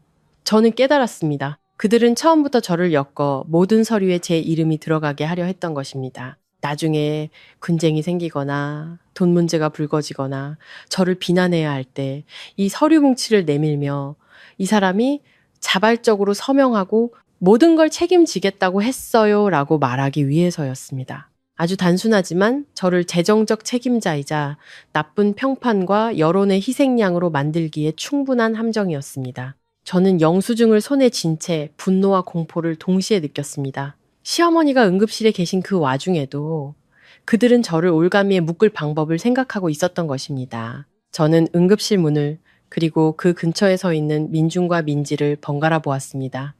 그들의 눈빛은 더 이상 순수한 공포가 아니었습니다. 그것은 퇴로를 계산하는 사람의 눈빛이었습니다. 저는 영수증을 꽉 쥐었습니다. 제 머릿속에는 한 가지 생각이 분명하게 떠올랐습니다. 오늘 내가 이 함정을 부수지 않으면 내일부터 나는 돈을 내고 욕을 먹고 평생 그들에게 휘둘리며 살게 될 것이다. 저는 보증금 영수증을 손에 들고 납부자 아내라고 적힌 글씨를 보았습니다. 머릿속에서 딱 하는 건조한 소리가 들리는 듯 했습니다. 저는 이것이 단순한 실수가 아니라는 것을 똑똑히 알았습니다. 실수였다면 제게 확인을 했을 테니까요. 이것은 명백히 제게 책임을 뒤집어 씌워 나중에 핑곗거리로 삼으려는 의도적인 행동이었습니다. 저는 심호흡을 한번 하고 곧장 수납 창구로 걸어가 차분하지만 단호한 목소리로 말했습니다. 저기요, 정보 확인 좀 다시 부탁드립니다. 저는 납부자를 아내라고 말한 적이 없어요. 오해의 소지를 없애기 위해 방금 전 상황이 담긴 CCTV 확인과 함께 정확한 보호자 이름으로 수정해 주세요. 창구 직원은 저를 올려다보며 잠시 머뭇거렸습니다. 병원에서는 온갖 사람들을 겪어봤겠지만 응급 상황 속에서 저처럼 냉정하게 서류를 붙들고 있는 사람은 드물었을 겁니다. 그녀는 되물었습니다. 환자분께서 직접 돈을 내셨잖아요. 그런데 왜? 저는 영수증을 올려놓고 그 글씨를 정확히 가리키며 분명히 말했습니다. 돈은 제가 대신 내드렸지만 책임자는 아들인 민준 씨입니다. 아내라고 적힌 이 부분은 잘못됐으니 수정해 주세요. 제 말이 끝나자마자 민준이 달려왔습니다. 얼굴이 붉게 달아오른 그는 억눌린 분노와 당혹감이 섞인 목소리로 소리쳤습니다. 지금 뭐 하는 거야? 엄마가 저 안에 누워 계시는데 여기서 서류 따지고 있을 때야? 그는 주변 사람들이 들을 수 있을 만큼 큰 소리로 말했습니다. 저는 복도 주위를 빠르게 훑어보았습니다. 몇몇 시선이 우리 쪽으로 쏠렸습니다. 저는 그가 저를 몰인정한 사람으로 만들어 창피해서 물러나게 하려는 속셈이라는 것을 알았습니다. 저는 목소리를 높이지 않았습니다. 민준을 그리고 그의 눈을 똑바로 쳐다보며 또박또박 말했습니다. 사람은 구해야죠. 하지만 나중에 빚쟁이가 될 함정에 서명할 수는 없어요. 말을 마친 저는 다시 직원에게 고개를 돌렸습니다. 죄송하지만 정확한 정보로 수정 부탁드립니다. 모든 건 명확해야 해요. 근처에 서 있던 민지가 벌떡 일어나 믿을 수 없다는 듯이 눈을 부릅떴습니다. 언니, 함정이라니요? 우리 집에서 누가 언니한테 함정을 놨다는 거예요? 그녀는 말을 마치고는 복도 끝에 서 있던 친척을 불렀습니다. 목소리가 한 톤 높아졌습니다. 고모! 고모! 들으셨어요? 새언니가 우리 집에서 자기를 함정에 빠뜨렸대요. 저는 사람들을 끌어들이는 그녀의 방식을 보며 씁쓸함을 느꼈습니다. 자기 어머니가 응급실에 누워있는 와중에도 그녀는 더 많은 관객을 모으는 데에만 혈안이 되어 있었습니다. 그 친척은 즉시 다가와 이미 준비된 듯 엄한 표정으로 말했습니다. 세아가 말 조심해야지. 함정이라니 누가 너 같은 애를 함정에 빠뜨려? 저는 그녀를 오래 쳐다보지 않았습니다. 이미 편견에 사로잡힌 사람과 옳고 그름을 따지는 것은 무의미하다는 것을 알았습니다. 저는 눈앞의 사실에만 집중했습니다. 저는 영수증을 들어 올려 그 글씨를 가리키며 직원에게 단도직입적으로 물었습니다. 누가 납부자를 아내라고 말했나요? 창구는 순간 정적에 휩싸였습니다. 여직원은 당황하며 눈을 굴리다가 무의식적으로 민준 쪽을 힐끗 쳐다보았습니다. 그 한 번의 시선만으로 충분했습니다. 민준은 사실을 덮으려는 듯 버럭 소리쳤습니다. 내가 그랬다. 부부인데 그게 뭐 어때서? 그는 단호하게 말했지만 그 단호함 속에 방어적인 태도가 역력히 드러났습니다. 저는 비웃었습니다. 기뻐서가 아니었습니다. 스스로 자백하는 말을 들은 사람의 차가운 웃음이었습니다. 저는 민준을 보며 짧지만 그를 얼어붙게 만들기에 충분한 한마디를 던졌습니다. 그럼 어젯밤에 저한테 소리쳤던 건 뭐였죠? 남이었나요? 그 말은 크지 않았지만 복도에 아주 선명하게 울려 퍼졌습니다. 근처에 있던 친척과 다른 사람들이 수군거리기 시작했습니다. 저는 민준이 마른 침을 삼키고 목을 대가 떨리는 것을 보았습니다. 민지가 황급히 끼어들며 말을 돌렸습니다. 부부싸움은 나중에 하고 지금은 엄마부터 살려요, 언니. 저는 그녀를 보며 천천히 말했습니다. 맞아요. 사람부터 살려야죠. 하지만 그렇다고 다른 사람이 나를 서류에 쩌짜매게 내버려 둘 수는 없어요. 그러고 나서 저는 민준에게 새로 뽑은 동의서를 내밀었습니다. 서명해요. 당신이 아들이잖아요. 당신이 보호자 이름으로 비용과 치료에 대한 책임을 져야 해요. 돈은 제가 내주지만 서류에는 당신 이름이 있어야 해요. 민준은 굳어버렸습니다. 저는 그의 눈 속에서 순간적으로 계산하는 모습을 똑똑히 보았습니다. 그는 모든 것을 제게 떠넘겨 나중에 병원비가 커지거나 빚을 져야 하거나 최악의 경우 시어머니에게 합병증이 생겼을 때 모든 비난의 화살을 서명한 며느리에게 돌릴 작정이었습니다. 하지만 제가 그 뿌리부터 잘라버린 것입니다. 민주는 당황하며 입술을 달싹였습니다. 당신 너무 심하잖아. 저는 짧게 대답했습니다. 아니요, 저는 제대로 하고 있는 거예요. 그때 한 친척의 태도가 바뀌기 시작했습니다. 뒤에 서 있던 누군가가 작지만 모두가 들을 수 있을 만큼 말했습니다. 자기 엄마인데 아들이 서명 안 하는 게 이상하네. 그 한마디가 정확히 핵심을 찔렀습니다. 민주는 얼굴이 불그락푸르락해지며 소리쳤습니다. 뭘 안다고들 그래. 하지만 소리칠수록 그의 입장은 더 초라해졌습니다. 민지는 할 말을 잃었고 눈물도 더 이상 나오지 않았습니다. 그녀의 눈에는 답답함만이 가득했습니다. 민주는 저를 구석으로 끌고 가 목소리는 낮췄지만 위협적인 말투로 말했습니다. 너 나 망신 주면 집에 가서 가만 안 둬. 저는 그의 눈을 똑바로 피하지도 떨지도 않고 쳐다보았습니다. 그 협박조의 말투 더 이상 제게 쓰지 마세요. 어젯밤에 충분히 들었으니까. 저는 말을 마치고 바로 창고로 돌아가 그가 저를 더 이상 붙잡을 기회를 주지 않았습니다. 결국 직원의 눈앞에서 몇몇 친척들의 눈앞에서 그리고 그들 스스로가 만들어낸 여론의 압박 속에서 민주는 펜을 잡고 서명할 수밖에 없었습니다. 그의 손은 떨렸고 서명은 엉망이었지만 그 서명이야말로 제가 필요했던 것이었습니다. 이기고 지는 문제가 아니었습니다. 편하니까 아내가 해라는 식의 게임을 끝내기 위한 것이었습니다. 저는 서류를 돌려받아 모든 항목을 꼼꼼히 확인하고 가방에 넣었습니다. 그때서야 가슴을 짓누르던 것이 조금 가벼워지는 것을 느꼈습니다. 하지만 제가 막 돌아서려던 순간 민지의 눈빛과 마주쳤습니다. 더 이상 우는 척도 애원하는 척도 하지 않았습니다. 그녀는 저를 잡아먹을 듯이 노려보고 있었습니다. 저는 깨달았습니다.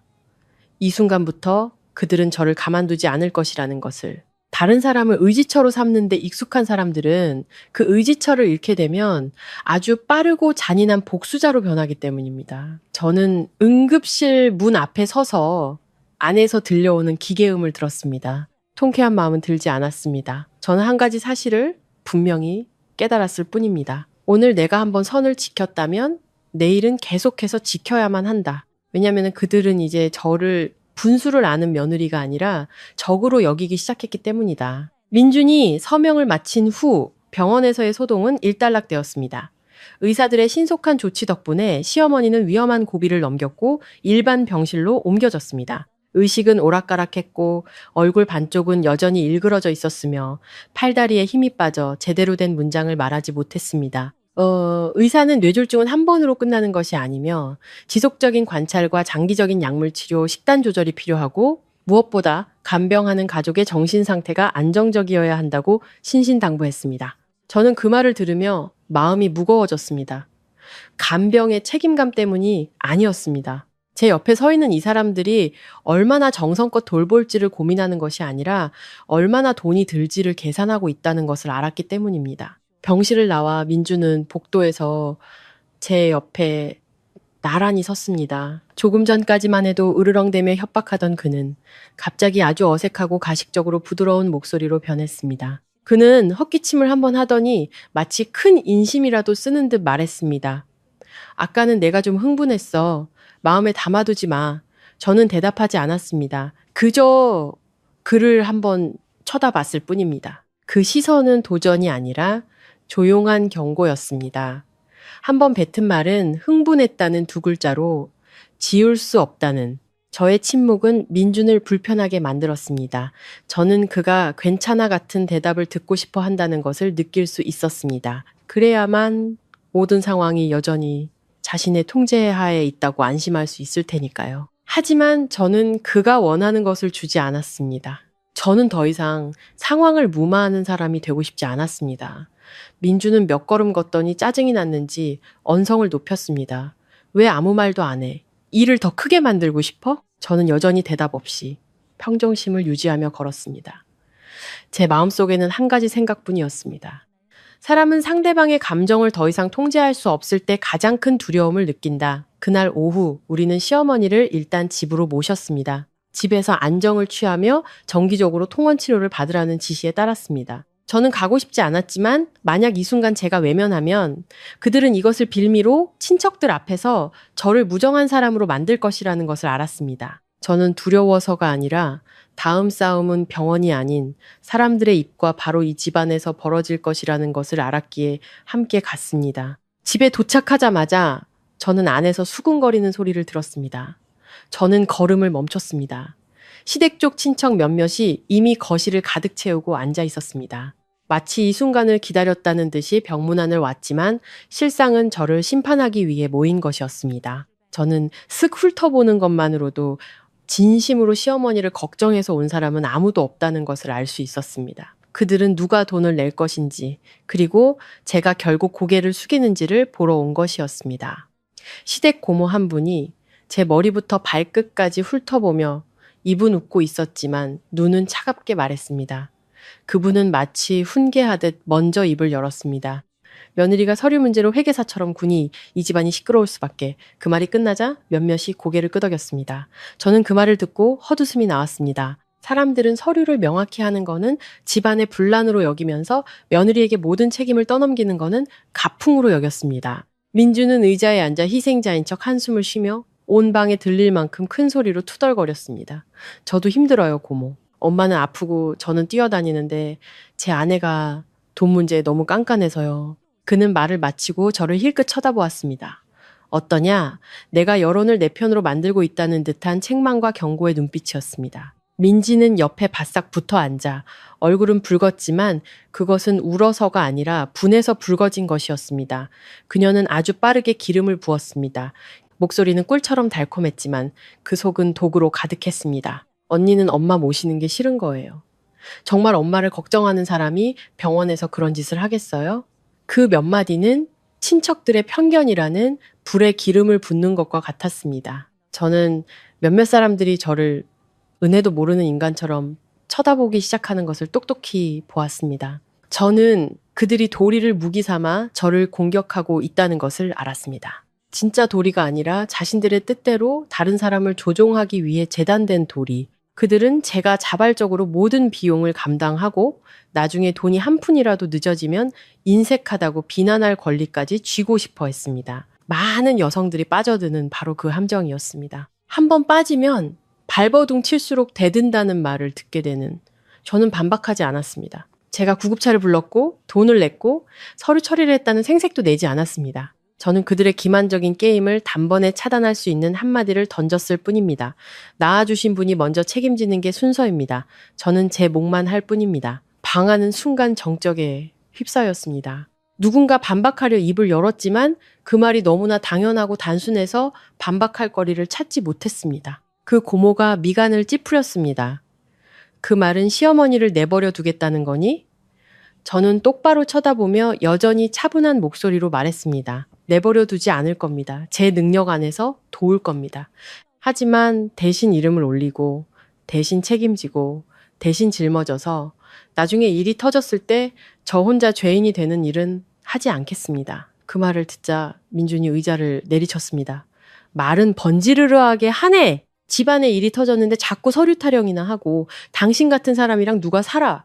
저는 그를 보며 마음이 차갑게 식었습니다. 저는 더 이상 대답하지 않았습니다. 지금 이 사람들 앞에서 말다툼하는 것은 그들이 원하는 함정에 스스로 걸어 들어가는 셔이라는 것을 알았기 때문입니다. 그날 밤 친척들은 하나둘씩 돌아갔습니다. 집은 다시 조용해졌지만 그것은 폭풍 전야의 고요함이었습니다. 박 여사님은 방에 누워 거친 숨을 몰아쉬었습니다. 민준과 민지는 계속해서 방을 들락날락하며 둘 다 얼굴을 찡그리고 있었습니다. 저는 부엌에서 설거지를 하며 긴장감을 드러내지 않으려 애썼지만 거실에서 들려오는 대화 소리는 똑똑히 들렸습니다. 엿들으려 한 것이 아니었습니다. 그저 들렸을 뿐입니다. 민주는 작지만 분노에 찬 목소리로 말했습니다. 오늘 사람들 앞에서 그 여자 때문에 망신당했어. 내일도 저렇게 기고만장하게 놔두면 내 체면이 뭐가 돼. 민지가 즉시 대답했습니다. 그녀의 속삭임은 뱀처럼 차가웠습니다. 오빠, 언니가 이기게 놔두면 안 돼. 언니가 저렇게 당당한 건 자기가 깨끗하다고 생각해서야. 깨끗하면, 더럽히면 되지. 저는 소름이 돋았습니다. 민준이 물었습니다. 어떻게? 민지가 비웃었습니다. 오빠, 어젯밤에 내가 찍은 동영상 기억나? 그거 터트리면 언니는 끝이야. 저는 그 자리에 얼어붙었습니다. 손에 들고 있던 그릇이 돌처럼 굳는 것 같았습니다. 동영상이라니. 저는 기억을 더듬었습니다. 그리고 심장이 갖는 듯 했습니다. 병원 복도에서 제가 서류 수정을 요구할 때 민지는 휴대폰을 계속 만지작거리며 저를 힐끔거렸습니다. 저는 그녀가 문자를 보내는 줄 알았는데 그게 아니었습니다. 그녀는 촬영하고 있었습니다. 편집하기 위해서. 저를 냉정한 판단을 하는 사람에서 시어머니를 걱정하지 않는 계산적이고 무정한 며느리로 만들기 위해서 동영상 한 편이면은 충분했습니다. 친척들에게 퍼뜨리고 다른 사람들에게 보여주면 저는 그들이 원하는 바로 그 이미지가 될 것이었습니다. 저는 문득 깨달았습니다. 그들은 돈뿐만 아니라 이 이야기의 주도권까지 원했던 것입니다. 이야기를 장악하는 자가 도리를 장악하는 법이었고 그들은 이미 미디어라는 무기를 준비해 두었던 것입니다. 저는 조용히 그릇을 내려놓고 손을 닦았습니다. 마음이 얼음장처럼 차가워졌습니다. 저는 더 이상 망설이지 않았습니다. 만약 제가 그들이 행동하기를 기다린다면 저는 돈을 내고 욕까지 먹는 궁지에 몰릴 것이라는 것을 알았습니다. 그리고 저는 더 이상 그런 일이 벌어지도록 내버려 둘 수 없었습니다. 저는 그들이 움직이기 전에 제가 먼저 움직여야겠다고 결심했습니다. 그날 밤 저는 눈을 뜬 채 누워 있었습니다. 제 머릿속에는 민지의 말 한마디가 계속해서 맴돌았습니다. 동영상 있어. 터뜨리면 언니는 끝이야. 저는 깨달았습니다. 그들은 단지 제가 돈을 내게 하려는 것이 아니었습니다. 그들은 진실을 왜곡하고 저를 죄인으로 만들어 쉽게 조종하려 했습니다. 한번 불효하고 무정한 며느리라는 낙인이 찍히면 제가 그 후에 무엇을 하든 그것은 변명에 불과할 것이었습니다. 저는 더 이상 그 굴레에 들어가지 않기로 했습니다. 다음날 아침 저는 온 가족보다 먼저 일어났습니다. 저는 소란을 피우지 않았습니다. 아무도 의심하지 않도록 평소처럼 물을 끓이고 집을 정리했습니다. 민준이 의사의 지시에 따라 시어머니를 모시고 통원 치료를 받으러 나갈 때를 기다렸다가 저는 출근한다고 말했습니다. 하지만 저는 곧장 병원으로 향했습니다. 어제 갔던 바로 그 수납 창구로요. 저는 어제 제 수속을 처리해준 여직원을 만났습니다. 저는 약한 모습으로 애원하지 않았습니다. 아주 정중하지만 명확하게 핵심만 말했습니다. 어제 거래 내역과 처음에 납부자를 아내라고 정보를 제공한 사람이 누구인지에 대한 확인서를 발급받고 싶습니다. 나중에 오해가 생기는 것을 막기 위해서입니다. 여직원은 저를 보며 잠시 당황하는 듯 했지만 이내 고개를 끄덕였습니다.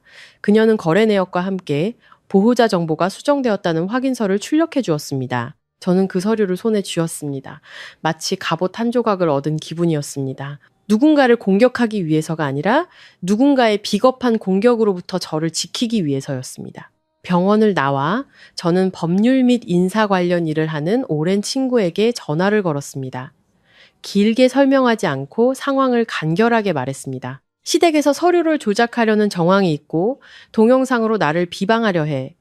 나 자신을 보호하기 위해 무엇을 준비해야 할까? 친구는 듣고 나서 아주 냉정하게 말했습니다. 말로 싸우지 마. 증거로 싸워. 그리고 친구는 부부 공동 재산과 개인 재산을 분리하는 방법, 증거 자료를 보관하는 방법, 그리고 역공을 당하지 않도록 합법적으로 녹음하는 방법을 알려주었습니다. 저는 그 말을 들으며 등골이 서늘해졌습니다. 저는 그동안 정이라는 환상 속에서 너무 오래 살아 세상에는 그 정을 이용하려는 사람들도 있다는 사실을 잊고 있었던 것입니다. 집에 돌아와서도 저는 평소처럼 행동했습니다. 민주는 병원비와 다음 진료 일정 때문에 초조해하면서도 시어머니 앞에서는 점잖은 척했습니다. 그는 말끝마다 걱정이라는 단어를 붙이며 마치 자신이 모든 것을 짊어진 것처럼 행동했습니다. 저는 그 모습을 보며 마음이 텅 비는 것을 느꼈습니다. 민준이 방에 들어간 틈을 타 저는 은행 앱을 열어 지난 2년간의 모든 지출 내역을 꼼꼼히 확인했습니다. 예전에는 민준을 믿었기에 그가 사업 자금이다, 집안을 위한 투자다 라고 말하면 깊이 파고들지 않았습니다. 이제야 저는 아주 규칙적이고 이상한 흐름의 이체 내역들을 발견했습니다. 돈을 받은 사람은 다름 아닌 신우이 민지였습니다. 저는 몇 분간 멍하니 앉아 있었습니다. 민준이 돈이 없었던 것이 아니었습니다. 그는 돈이 있었지만 그 돈을 자기 여동생과 자기 집안을 위해 쓰기로 선택했던 것입니다. 반면 제 친정 엄마는 짐짝 취급을 당했습니다. 그리고 지난 몇 년간 제 돈은 이 가정을 꾸리는 데 쓰였을 뿐만 아니라 제가 물어볼 권리조차 없었던 곳으로 빼돌려지고 있었습니다. 저는 조각들을 맞추기 시작했습니다. 내가 장모님 부양할 의무는 없어라는 말은 충동적인 말이 아니었습니다. 그것은 본성이었습니다. 아내의 돈은 자기 집안을 위해 쓰면서 장모에게는 얼음장처럼 차가운 남자의 본성, 저를 재정적인 도구로 여기고 도리는 자신들이 필요할 때 저를 억압하기 위해 꺼내드는 가족의 본성. 저는 친정 엄마에게 전화를 걸었습니다. 엄마가 걱정하실까봐 많은 말을 할 수는 없었습니다. 그저 엄마, 몸은 좀 어떠세요? 라고 물었습니다. 수화기 너머로 엄마는 조용히 숨을 고르시더니 목이 맨 듯한 목소리로 말씀하셨습니다. 엄마는 괜찮아. 너만 엄마 때문에 힘들지 않으면 돼. 시댁 식구들인데 네가 참을 수 있으면 참아라. 그 한마디에 제 눈시울이 뜨거워졌습니다. 엄마는 제게 단 한 번도 무언가를 해달라고 하신 적이 없었습니다. 그저 제가 자신 때문에 힘들까봐 걱정하실 뿐이었습니다. 반면 입만 열면 도리를 외치던 시댁 식구들은 바로 그 엄마를 빌미로 저를 짓밟고 있었습니다. 전화를 끊고 저는 오랫동안 가만히 앉아 있었습니다. 더 이상 분한 마음은 들지 않았습니다.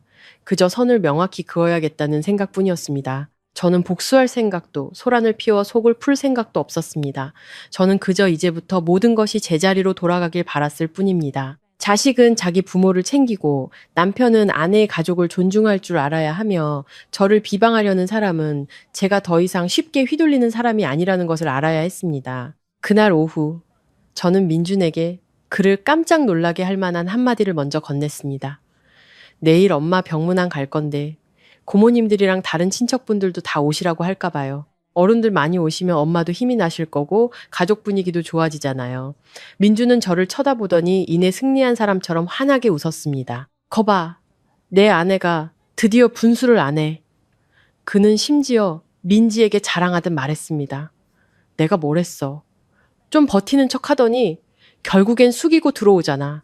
민지는 그 말을 듣고 눈에는 여전히 저개가 가득했지만 입꼬리는 올라갔습니다. 마치 다음 막을 기다리는 사람처럼요. 그녀는 몰랐습니다. 제가 말한 화목은 그저 사람들을 모으기 위한 핑계라는 것을 저는 모든 친척들이 모여야 했습니다.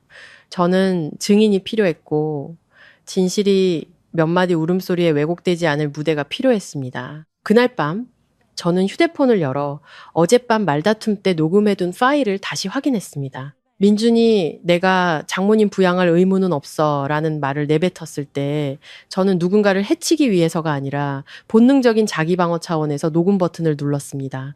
저는 또한 모든 증빙 서류, 병원비 확인서, 그리고 의심스러운 이체 내역들을 모았습니다. 저는 모든 것을 어두운 방을 밝힐 횃불처럼 한 곳에 잘 보관했습니다. 저는 천장을 바라보며 천천히 숨을 내쉬었습니다. 저는 다짐했습니다. 이번 싸움은 이기고 지기 위함이 아니다. 이번 싸움은 경계선을 다시 긋기 위함이다. 더 이상 누구도 돌이라는 두 글자로 내 목을 조르지 못하게 하기 위함이다. 그리고 저는 똑똑히 알았습니다. 내일 모든 친척들 앞에서 저는 단 한마디, 오직 한마디만 할 것이다. 하지만 그 한마디는 시댁 식구들이 자신들이 건드리지 말아야 할 사람을 건드렸다라는 것을 깨닫고 얼굴이 잿빛이 되게 만들기에 충분할 것이다. 다음 날 아침, 저는 일찍 일어나 평소처럼 모든 것을 깔끔하게 준비했습니다. 하지만 제 마음은 평소와 전혀 달랐습니다. 오늘이 결정적인 날이 될 것이라는 것을 알았습니다. 누가 옳고 그른지를 가리는 날이 아니라 앞으로 제가 도리와 거짓 눈물에 더 이상 휘둘리지 않을 것인지를 결정하는 날이었습니다. 저는 시댁 친척 몇몇에게 전화를 걸었습니다. 아주 정중하고 간결한 목소리로 말했습니다. 어머니께서 위험한 고비는 넘기시고 병원에서 안정을 취하고 계세요. 고모님 삼촌께서 오셔서 얼굴 뵈면 어머니도 힘이 나실 것 같아서요. 수화기 너머로 어떤 사람은 건성으로 대답했고 어떤 사람은 상황은 어떠니라고 캐물었습니다.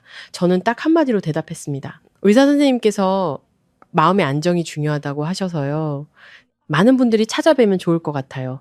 저는 더 이상 말을 덧붙이지 않았습니다. 그들이 미리 말을 맞춰 저를 공격할 준비를 하게 만들고 싶지 않았습니다. 민주는 제가 전화하는 것을 듣고 얼굴이 눈에 띄게 환해졌습니다. 그는 제가 정말로 항복했다고 나쁜 평판을 얻을까 두려워 서둘러 친척들의 환심을 사려 한다고 생각하는 듯 했습니다.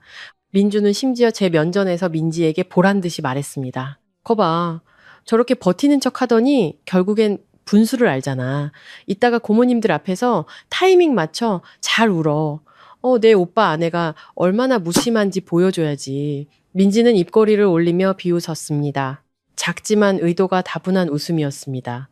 저는 모든 말을 똑똑히 들었지만 아무런 반응도 하지 않았습니다. 그저 병문안 갈 준비를 하는 사람처럼 서류 가방을 정리하는 데 집중했습니다. 사실 저는 그들이 직접 연출한 연극 무대에 오를 준비를 하고 있었습니다. 그리고 이번에는 그들이 일방적으로 각본을 쓰게 내버려 두지 않을 작정이었습니다. 병원에 도착하니 박 여사님은 침대에 누워 계셨습니다. 몸은 여전히 쇠약했고 눈을 감았다 떴다 하셨습니다. 얼굴 반쪽은 여전히 일그러져 있었고 입술은 떨렸으며 이불 위에 놓인 손은 힘이 없어 보였습니다. 민준이 들어서는 소리를 듣자마자 시어머니는 신음하며 불렀습니다. 민준아, 민준아. 목소리는 쉬어 있었고 애처롭게 들렸습니다. 민준은 달려가 어머니의 손을 잡고 엄마를 연발했습니다. 마치 지극한 효자처럼요. 하지만 저는 똑똑히 보았습니다. 그는 어머니의 얼굴보다 복도 밖을 더 자주 쳐다보고 있었습니다. 그는 관객을 기다리고 있었습니다. 30분도 채 되지 않아 친척들이 몰려들었습니다. 복도는 사람들로 가득 찼고 웅성거리는 소리가 시장처럼 시끄러웠습니다. 진심으로 시어머니를 걱정하는 사람도 있었지만 대부분은 호기심으로 혹은 저와 시댁 사이의 잘잘못을 구경하러 온 사람들이었습니다. 저는 침대 발치에 서서 앞으로 나서지 않고 그저 예의를 갖춰 한 분 한 분께 인사했습니다. 저는 제 의무를 다했습니다. 하지만 그들은 각기 다른 마음으로 그곳에 왔고 저는 몇몇 사람들의 눈빛에서 이미 저를 못된 며느리로 단정지었다라는 것을 똑똑히 느낄 수 있었습니다. 한 고모가 익숙한 꾸짖음의 말투로 먼저 입을 열었습니다. 며느리가 시어머니가 이 지경이 되도록 뭘 한 거야. 이렇게 아프시면 온 집안이 뒤집어지는 거라고. 그 말에 몇몇이 고개를 끄덕였습니다. 민주는 즉시 그 기회를 포착해 아주 능숙하게 희생자 역할을 연기하며 맞장구를 쳤습니다. 저도 이러고 싶지 않았어요, 고모. 하지만 제 아내가 돈 문제에 너무 깐깐해서요. 어제 병원에서도 서류 문제로 난리를 쳐서 제가 얼마나 창피했는지 몰라요. 그는 말을 마치고 깊은 한숨을 쉬었습니다. 마치 모든 것을 감내하는 사람처럼요. 저는 가만히 모든 것을 들었습니다. 말을 자르지도 서둘러 변명하지도 않았습니다. 저는 그들이 하고 싶은 말을 모두 쏟아내고 준비한 모든 것을 드러내도록 내버려 두었습니다. 그때 민지가 앞으로 나섰습니다. 그녀의 손에는 마치 칼처럼 휴대폰이 들려 있었습니다. 그녀는 휴대폰을 들어 올리며 반은 울고 반은 고발하는 듯한 목소리로 아주 실감나게 연기했습니다. 그날 언니가 제 앞에서 쓸데없이 돈만 든다라고 말했어요. 그 말을 듣고 제가 얼마나 가슴이 아팠는지 몰라요. 엄마가 저렇게 누워 계시는데 그녀는 말을 잇지 못하고 눈시울을 붉혔습니다. 연기는 완벽했습니다. 쓸데없이 돈만 든다는 부분을 그녀는 마치 제 이마에 낙인을 찍듯 강조했습니다. 복도는 술렁거렸고 시선은 저를 경멸하는 듯한 눈빛으로 바뀌었습니다. 정말 계산적인 며느리네. 누군가는 늙어서 저런 며느리 만나면 고생이지 라고 속삭였고 다른 누군가는 요즘 며느리들 무섭다며 고개를 저었습니다. 저는 모든 것을 들었지만 더 이상 화가 나지 않았습니다. 저는 그저 편집된 동영상 한 편, 왜곡된 말 한마디가 한 여성의 명예를 얼마나 빠르고 쉽게 짓밟을 수 있는지를 똑똑히 보았을 뿐입니다. 민주는 옆에 서서 여론이 자기 쪽으로 쏠리는 것을 보며 우쭐한 표정을 지었습니다. 침대에 누워 계신 시어머니는 무언가 말하려는 듯 입술을 달싹였지만 기력이 없어 몇 마디 불분명한 소리만 낼 뿐이었습니다. 저는 시어머니를 보며 누워 계신 노인에 대한 연민을 느꼈습니다. 하지만 그 연민을 이용해 저를 찢자매려는 것을 묵인해야 한다는 뜻은 아니었습니다. 저는 수군거리는 소리가 조금 잦아들기를 기다렸다가 고개를 들었습니다. 소리치지도 울지도 과장하지도 않았습니다. 저는 그저 복도에 있는 모든 사람이 들을 수 있을 만큼 차분하지만 날카로운 한마디를 던졌습니다. 모든 분들이 저를 죄인으로 만들기 전에 제가 하나하나 돈 한 푼까지 명확하게 말씀드릴 기회를 주십시오. 공기가 얼어붙는 듯 했습니다. 시끄럽던 사람들이 순간 침묵했습니다. 민주는 저를 뚫어지게 쳐다보았습니다. 그의 눈빛이 흔들렸습니다. 저는 그의 눈에서 상대방이 항복한 것이 아니라 판을 뒤집을 준비를 하고 있다는 것을 깨달은 사람의 불안감을 보았습니다. 민지는 마치 제가 빼앗을까봐 두려운 사람처럼 휴대폰을 더 꽉 쥐었습니다. 저를 꾸짖던 고모 역시 멈칫했습니다. 아마도 제 목소리가 억지를 부리는 사람의 목소리가 아니었기 때문일 겁니다. 그것은 준비된 사람의 목소리였습니다. 민준이 끼어들려 했지만 저는 그가 입을 열 기회를 주지 않았습니다. 저는 그를 똑바로 쳐다보며 가볍지만 그를 침묵하게 만들기에 충분한 한마디를 던졌습니다. 제가 틀렸다면 제가 책임지겠습니다. 그러니 일단 제 말을 들어보세요. 그 말에 몇몇 친척들이 놀라는 듯 했습니다. 그들은 늘 인내하던 제 모습에 익숙했지. 이렇게 당당하게 책임지겠다고 나서는 모습에는 익숙하지 않았기 때문입니다. 저는 의자를 끌어와 침대 옆 작은 테이블에 서류 가방을 올려놓았습니다. 바로 열지 않고 그저 경고처럼 내려놓았습니다. 그리고 복도에 있는 모든 사람들을 둘러보며 여전히 차분한 목소리로 말했습니다. 어제 누가 구급차를 불렀고 누가 서류를 챙겼으며 누가 보증금을 냈습니까? 만약 이야기를 듣고 싶으시다면 처음부터 끝까지 다 들어주십시오. 편집된 동영상 한 편만 보고 결론 내리지 마시고요. 그 말을 하자 저는 민준이 마른 침을 삼키는 것을 보았습니다. 그는 동맹을 찾듯 주위를 두리번거렸지만 이제 사람들의 시선은 달라져 있었습니다.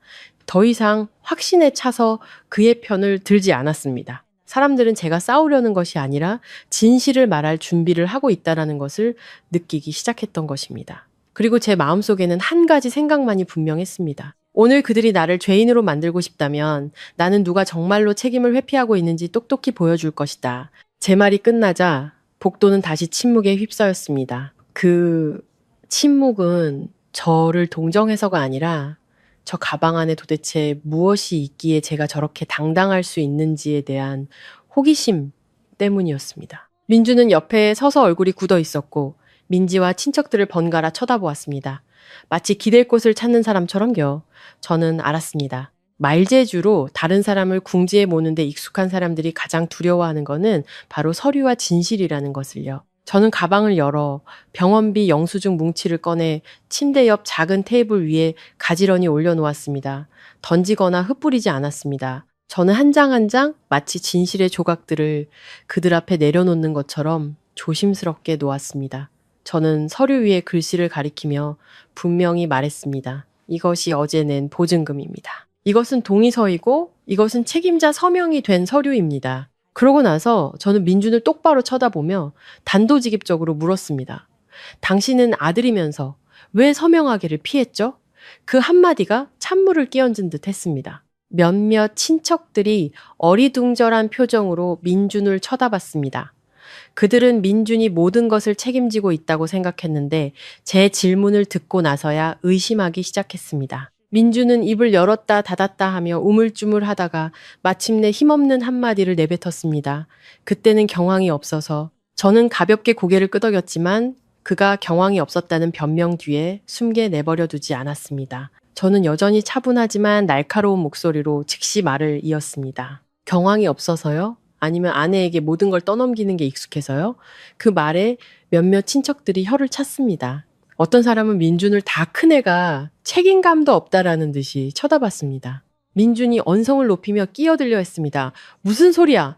당신 너무 심하잖아. 저는 그를 보며 그의 말을 단번에 막을 수 있는 한마디를 던졌습니다. 제가 심했다면 당신 어머니가 고비를 넘기실 때까지 아침부터 이 자리에 서 있지도 않았을 겁니다. 말을 마친 저는 사람들을 둘러보았습니다. 저는 생색을 내는 것이 아니라 사실을 말하고 있었습니다. 어제 민준 씨는 편하다는 이유로 제가 대신 서명해 주길 원했습니다. 하지만 저는 하지 않았습니다. 한번 서명하면 나중에 모든 책임이 제게 돌아올 것을 알았기 때문입니다. 민지는 안절부절 못하며 눈을 굴렸습니다. 그녀는 늘 그랬듯 이야기를 도리 문제로 끌고 가려 했지만 저는 그녀에게 기회를 주지 않았습니다. 저는 계속해서 병원에서 발급받은 확인서를 꺼내 사람들 앞에 내밀었습니다. 이것은 보호자 정보 수정 확인서입니다. 처음에는 보증금 영수증의 납부자가 아내라고 적혀 있었습니다. 저는 그렇게 말한 적이 없는데도요. 결국 병원 측에서 아들 이름으로 정확하게 수정해 준 것입니다. 제 말이 끝나자 복도는 다시 술렁거렸습니다. 사람들은 이것이 단순한 돈 문제가 아니라 사람을 쫓아매려는 시도였다는 것을 깨닫기 시작했습니다. 한 고모가 눈을 가늘게 뜨고 단도직입적으로 물었습니다. 아니 어떻게 아내라고 적힐 수가 있어? 누가 그렇게 말했는데? 그 질문이야말로 제가 기다리던 것이었습니다. 저는 대신 대답하지 않았습니다. 저는 민준을 쳐다보았습니다. 그의 얼굴은 붉게 달아올랐고 입술은 굳게 닫혀 있었습니다. 민지 역시 굳어 있었습니다. 누구도 자기가 했다고 인정하고 싶지 않았습니다. 저는 그 지점에서 더 이상 압박하지 않았습니다. 너무 몰아붙이면 민준이 다른 이야기를 꾸며내 화제를 돌릴 것이라는 것을 알았습니다. 저는 두 번째 카드를 꺼냈습니다. 그들이 제가 손에 쥐고 있으리라고는 상상도 못했던 카드였습니다. 저는 몇 장의 계좌 이체 내역서를 꺼내 영수증 옆에 놓았습니다. 저는 반복되는 거래 내역을 가리키며 간결하지만 분명하게 말했습니다. 그리고 이것은 지난 2년간 민지 씨에게 이체된 돈 내역입니다. 분위기가 완전히 바뀌었습니다. 모든 시선이 민지에게로 쏠렸습니다. 민지는 휴대폰을 쥔 채 손을 떨었지만 애써 태연한 척했습니다. 언니, 거짓말하지 마세요. 언니가 저 미워서 꾸며낸 이야기잖아요. 저는 말다툼하지 않았습니다. 그저 손가락으로 수취인 이름과 계좌번호를 가리켰습니다. 수취인 이름, 날짜, 금액이 여기 다 있어요. 이건 제가 하는 말이 아니라 은행 시스템이 하는 말이에요. 민지는 입을 벌렸지만 말을 잇지 못하고 목이 맨 듯했습니다. 다른 고모가 이체 내역을 들여다보며 날카롭게 물었습니다. 이 돈은 어디서 난 돈이야? 저는 똑바로 쳐다보며 한마디로 대답했습니다. 더 설명할 필요도 없이 제 월급입니다. 민준 씨가 가족을 위한 투자라고 말했던 바로 그 돈이요. 말을 마치고 저는 민준에게 가볍지만 뼈 있는 질문을 던졌습니다. 도대체 무슨 투자를 하길래 당신 여동생에게 월급 주듯이 꼬박꼬박 돈을 보냈죠? 민준은 얼굴이 하얗게 질렸습니다. 그는 어색하게 웃으며 부부 사이인데 라고 말하려 했지만 그 말은 더 이상 효력이 없었습니다. 친척들은 너무나 명확한 사실 하나를 목격하고 있었기 때문입니다. 이 며느리는 책임을 회피한 것이 아니라 너무 많은 책임을 져서 시댁이 그것을 권리로 착각하게 만들었다는 것을 민지는 이때다 싶어 다른 수법을 썼습니다. 그녀는 침대 쪽으로 다가가 눈물을 글썽이며 말했습니다. 엄마가 저렇게 누워 계시는데 언니는 어떻게 이런 짓을 해요? 언니도 사람이에요? 그녀는 도리를 다시 끌어와 계좌 이체 내역을 덮으려 했습니다. 저는 그녀를 보며 차분한 목소리로 말했습니다. 너도 엄마가 누워 계신다는 걸 기억하고 있구나. 그럼 어제는 왜 119 부르면 돈 든다고 말했니? 그 말은 그녀의 연기라는 가면을 단번에 찢어버리는 날카로운 가위와 같았습니다. 몇몇 친척들이 표정이 굳은 채 민지를 쳐다봤습니다. 민지는 입을 벌린 채 아무 말도 하지 못했습니다. 저는 알았습니다. 서류와 이체 내용만으로는 그들이 부부간의 합의였다고 우길 수 있다는 것을. 모든 것을 끝낼 결정적인 한 방이 필요했습니다. 저는 휴대폰을 꺼냈습니다. 음악도 동영상도 아니었습니다. 저는 아주 짧은 녹음 파일 하나를 열었습니다. 저는 주위를 한번 둘러보고 분명히 말했습니다. 여러분은 제가 무정하고 시어머니를 사랑하지 않는다고 말씀하셨습니다. 하지만 저를 단죄하기 전에 딱 한마디만 들어주십시오. 저는 재생 버튼을 눌렀습니다. 스피커에서는 민준의 목소리가 소름 끼치도록 선명하게 울려 퍼졌습니다. 내가 장모님 부양할 의무는 없어. 단 한 문장이었지만 복도를 얼어붙게 만들기에는 충분했습니다. 제가 녹음을 하고 있으리라고는 아무도 상상하지 못했습니다. 어떤 사람은 손으로 입을 막았고 어떤 사람은 눈을 크게 떴으며 어떤 사람은 마치 자기 뺨을 때린 남자를 보듯 민준을 쳐다봤습니다. 저는 즉시 녹음을 껐습니다. 길게 끌지 않았습니다. 저는 친척들을 똑바로 쳐다보며 천천히 말했습니다. 이 말을 한 사람이 다음날 자기 어머니를 살려달라며 제게 돈을 내라고 했습니다. 그렇다면 과연 누가 정말로 앞뒤가 맞는 사람일까요? 아무도 대답하지 못했습니다. 민주는 손을 떨었고 눈을 계속해서 굴렸습니다. 침대에 누워 계시던 시어머니가 갑자기 눈을 떴습니다. 어렴풋이 들리는 소리에 그분의 안색이 완전히 변했습니다. 시어머니는 민준을 그리고 저를 번갈아 쳐다보았습니다. 그 눈빛에는 당혹감과 두려움이 섞여 있었습니다. 그리고 저는 그 자리에 서서 통쾌함을 느끼지 않았습니다. 저는 그저 한 가지 사실을 분명히 깨달았을 뿐입니다. 이 순간부터 그들은 더 이상 자신들의 뜻대로 이 이야기를 끌고 갈 수 없다는 것을 녹음 파일이 울려 퍼진 후 저는 즉시 재생을 멈췄습니다. 누군가를 망신 주려는 의도가 아니었기에 길게 끌고 싶지 않았습니다. 어젯밤 그들이 무슨 말을 했고 오늘 아침 그들이 무엇을 요구했는지 그 사실을 모두가 이해하기에는 단 한 문장이면 충분했습니다. 복도의 공기는 싸늘하게 식었고 시끄럽던 수군거림은 거짓말처럼 묻었습니다. 오직 병실 안에서 들려오는 심박 측정기의 규칙적인 기계음만이 소름 끼치도록 울려 퍼졌습니다. 침대에 누워 계시던 시어머니가 갑자기 몸을 뒤척였습니다. 시어머니는 팔에 힘을 주어 상체를 일으키려 했지만 기력이 없어 어깨를 살짝 들었다가 이내 다시 쓰러졌습니다. 그분은 눈을 크게 뜨고 저와 민준을 번갈아 보며 입술을 떨었습니다. 그리고는 목구멍 깊은 곳에서부터 끌어내는 듯한 쉰 목소리로 간신히 말했습니다. 세아가, 네가 어떻게 나한테. 그 말은 질책인 동시에 한탄이었고 또한 오랜 습관이었습니다. 무슨 일이 생기면 며느리가 가장 먼저 책임을 져야 한다는 민주는 어머니의 말을 듣고 눈빛에 희미한 기쁨이 스쳐 지나갔습니다. 저는 즉시 알아차렸습니다. 그는 어머니가 자기 편을 들어준다고 착각한 것입니다. 그는 즉시 침대 가까이 다가가 아주 비통하고 연극적인 목소리로 말했습니다. 엄마, 보셨죠? 제가 말했잖아요. 저 여자가 저렇게 독하게 군다고요. 심지어 민주는 말을 멈췄습니다. 녹음 파일의 여운이 아직 가시지 않은 친척들 앞에서 무슨 말을 더 해야 할지 알 수 없었기 때문입니다. 하지만 모든 책임을 아내에게 떠넘기려는 의도는 그의 얼굴에 고스란히 드러나 있었습니다. 저는 침대 가까이 다가갔습니다. 애원하듯 고개를 숙이지도 두려운 듯 멀리 서 있지도 않았습니다. 시어머니가 제 말을 똑똑히 들을 수 있을 만큼 가까이, 그리고 모든 사람이 제가 피하지 않는다는 것을 볼 수 있을 만큼 당당하게 섰습니다. 저는 한 글자 한 글자 칼날처럼 날카롭지만 분노는 담지 않은 목소리로 천천히 그리고 분명하게 말했습니다. 저는 한 번도 책임을 피한 적이 없어요, 어머님. 저는 단지 어머님과 민준 씨가 제게 가르쳐준 방식을 그대로 따랐을 뿐입니다. 복도의 공기가 다시 한번 얼어붙었습니다. 몇몇 친척들이 당황한 표정으로 서로를 쳐다봤습니다. 그들은 제가 아픈 시어머니 앞에서 감히 저렇게 말하리라고는 상상도 못했던 것입니다. 시어머니는 저를 노려보았고 숨결이 거칠어졌습니다. 그분은 반박하고 싶었지만 혀는 굳고 입술은 비뚤어져 몇 마디 불분명한 소리만 낼 뿐이었습니다. 옆에 서 있던 민지는 애써 목소리를 쥐어짰습니다. 언니 무슨 소리예요? 엄마 아프신데 어떻게 그런 말을... 저는 민지를 한번 쳐다봤습니다. 더 이상 많은 말이 필요 없었습니다.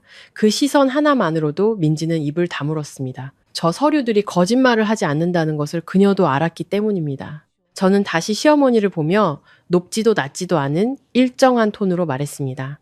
어머님께서는 낳아준 사람이 책임지는 것이라고 가르치셨습니다. 친정은 남이라고 하셨고 시집온 여자는 시댁부터 챙겨야 한다고 하셨습니다. 그래서 오늘부터 저는 모든 의무를 원래 주인에게 돌려드리기로 했습니다. 제 말이 끝나자 몇몇 친척들이 조용히 숨을 들이켰습니다. 어떤 분은 가슴에 손을 얹었습니다. 제 말이 그들이 오랫동안 암묵적으로 당연하게 여겨왔던 며느리의 희생이라는 아픈 곳을 정면으로 찔렀기 때문일 겁니다. 저는 서류 뭉치를 침대 머리맡 작은 테이블 위에 올려놓았습니다. 던지거나 내팽개치지 않았습니다. 경계선을 긋듯 아주 단정하게 놓았습니다. 그 안에는 민준의 이름으로 된 병원비 동의서, 계좌 이체 내역, 그리고 병원의 정보 수정 확인서가 들어있었습니다. 저는 말을 이었습니다.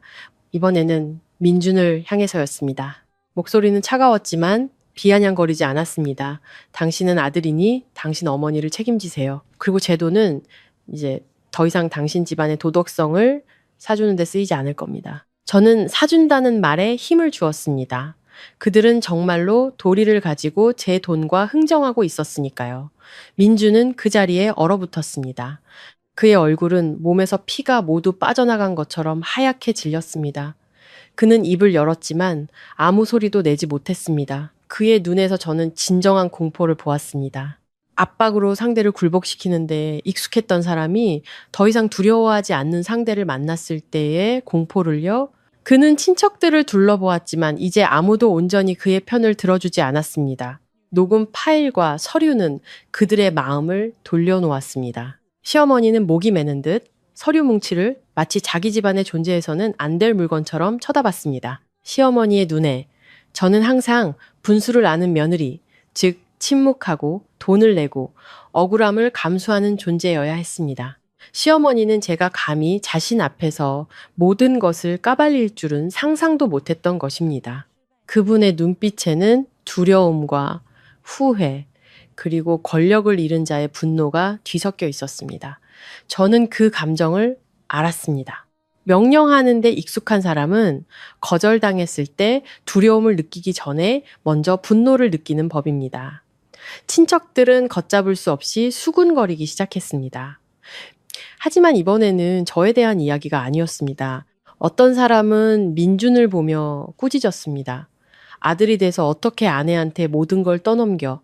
어떤 사람은 직설적으로 말했습니다. 장모님 부양할 의무는 없다고 말해놓고 자기 엄마는 아내가 책임지라니 그게 말이 돼? 또 다른 사람은 고개를 저었습니다. 남자 구실도 못하네.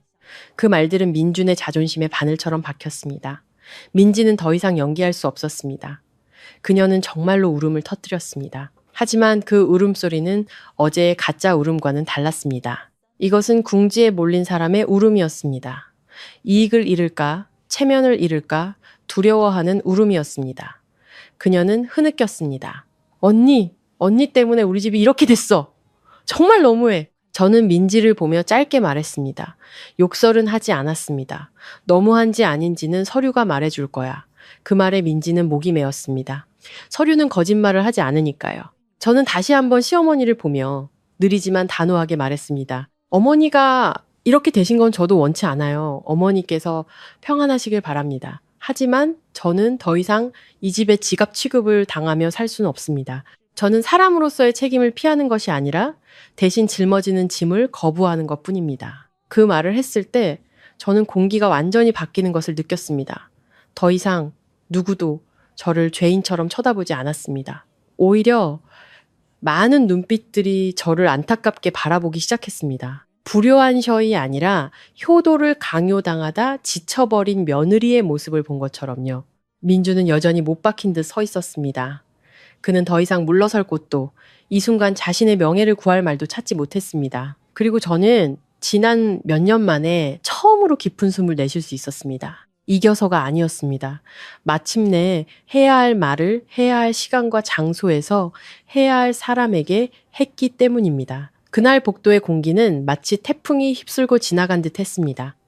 가까이 있던 사람들은 서로의 시선을 피했고 멀리 있던 사람들은 바쁜 척 했습니다. 오직 병실 안에 기계음만이 차갑고 규칙적으로 울릴 뿐이었습니다. 저는 더 이상 아무 말도 하지 않았습니다. 사과를 기다리지도 않았습니다. 궁지에 몰렸을 때 하는 사과는 단지 통제권을 되찾기 위한 구명조끼에 불과하다는 것을 알았기 때문입니다. 저는 서류를 가방에 정리하고 의사와 친척들에게 예의를 갖춰 인사한 뒤 병실을 나섰습니다. 몇 걸음 걸었을 때 뒤에서 다급하게 저를 부르는 민준의 목소리가 들렸습니다. 서윤아, 잠깐만. 저는 바로 돌아보지 않았습니다. 몇 걸음 더 걷고 나서야 멈췄습니다. 이것이 단순한 부부싸움이 아니라 경계선이라는 것을 그가 알게 하기 위해서였습니다. 민주는 달려왔습니다. 얼굴은 여전히 창백했지만 목소리는 마치 옷을 갈아입은 것처럼 갑자기 부드러워졌습니다. 내가 잘못했어. 우리 집에 가서 얘기하면 안 될까? 내가 잘못했다는 말은 마치 스위치를 끄듯 너무나 가볍게 들렸습니다. 그 말 한마디면 모든 것이 예전으로 돌아갈 수 있다고 믿는 듯 했습니다. 저는 민준을 보며 퉁명스럽지는 않지만 단호하게 짧게 대답했습니다. 할 얘기는 병원에서 다 끝났어요. 민준은 굳어버렸습니다. 그는 무언가 더 말하려다가 다른 곳으로 흩어지는 친척들을 쳐다보았습니다. 그는 더 이상 망신당하는 것이, 자신의 이야기가 더 들리는 것이 두려웠습니다. 저는 그것을 알았고 저 역시 더 이상 듣고 싶지 않았습니다. 어떤 사람들은 자신이 확실히 쥐고 있다고 믿었던 것을 잃을 위기에 처했을 때만 사과할 줄 아는 법입니다. 그날 저는 바로 집으로 가지 않았습니다. 병원에 잠시 더 머물렀습니다. 시댁 식구들을 위해서가 아니라 모든 서류가 정확한 이름과 책임하에 처리되었는지 확인하기 위해서였습니다. 저는 복도에서 민준이 누군가에게 짜증 섞인 목소리로 전화하는 것을 보았습니다.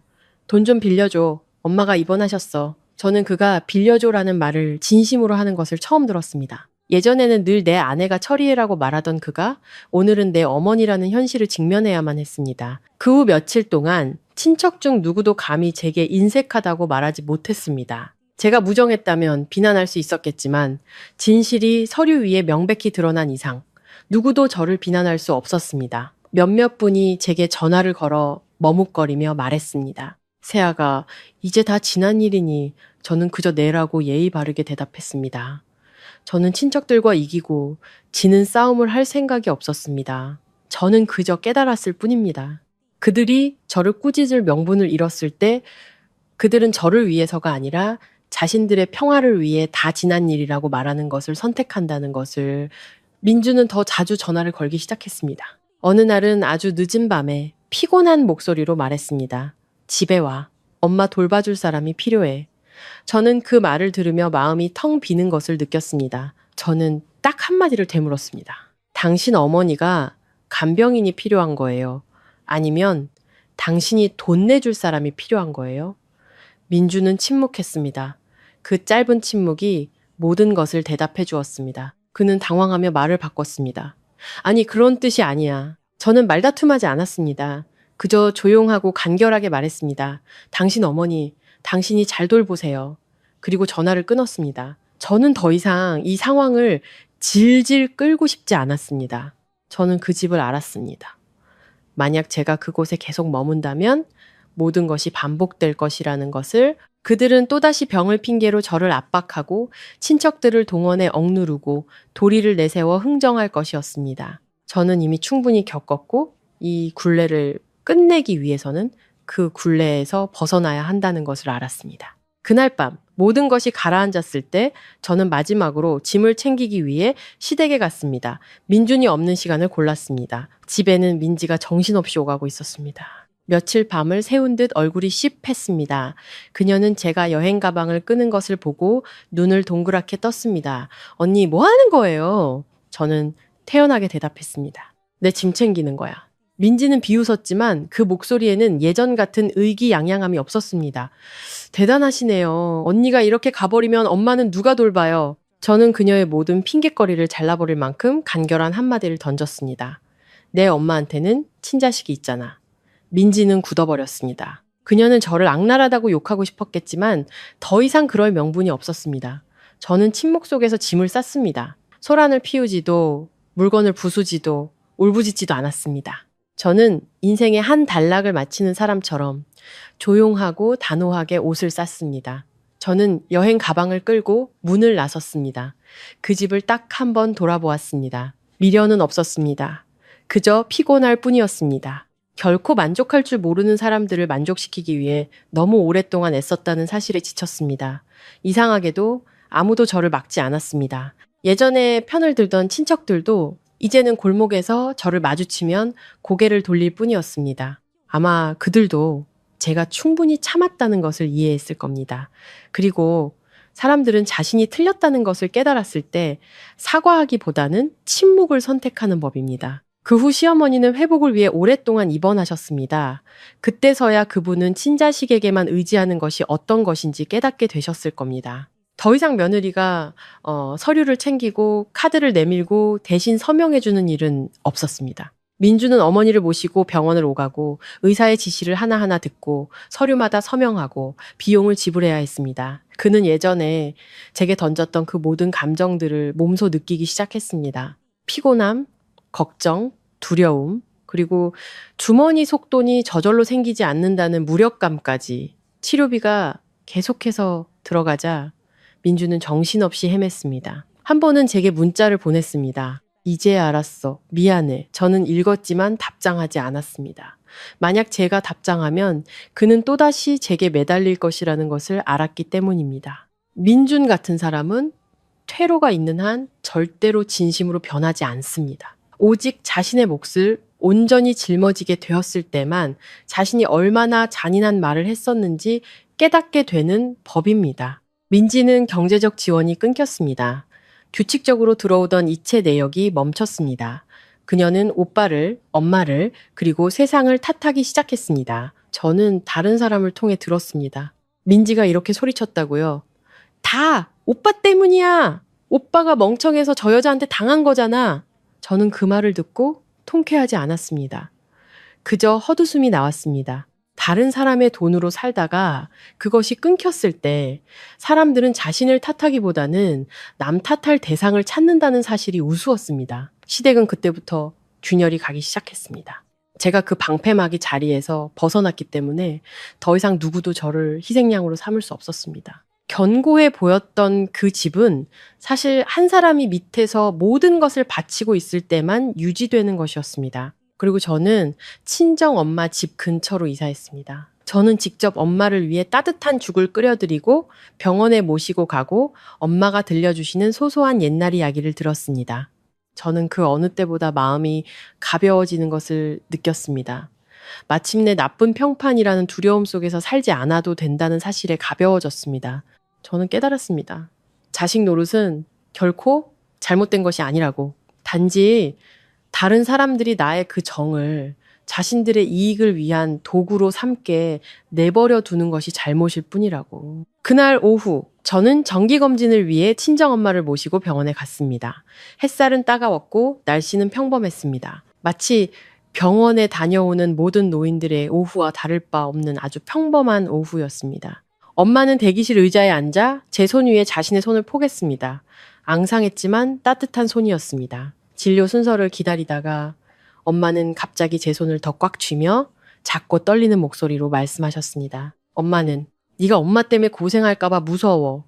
그 말에는 질책도 요구도 없었습니다. 그저 평생 자식이 힘들까 봐 걱정하는 모든 어머니들의 익숙한 두려움이 담겨 있었을 뿐입니다. 저는 고개를 돌려 엄마를 보았습니다. 눈가에 주름, 몇 년 전보다 훨씬 휘어진 머리카락이 보였습니다. 저는 웃으며 엄마가 똑똑히 들으실 수 있도록 천천히 말했습니다. 고생 안 해요, 엄마. 저는 그냥 한 가지를 배웠을 뿐이에요. 엄마는 여전히 걱정스러운 눈빛으로 저를 보셨습니다. 저는 더 이상 길게 설명하지 않았습니다. 어떤 것들은 긴 설명이 필요 없는 법이니까요.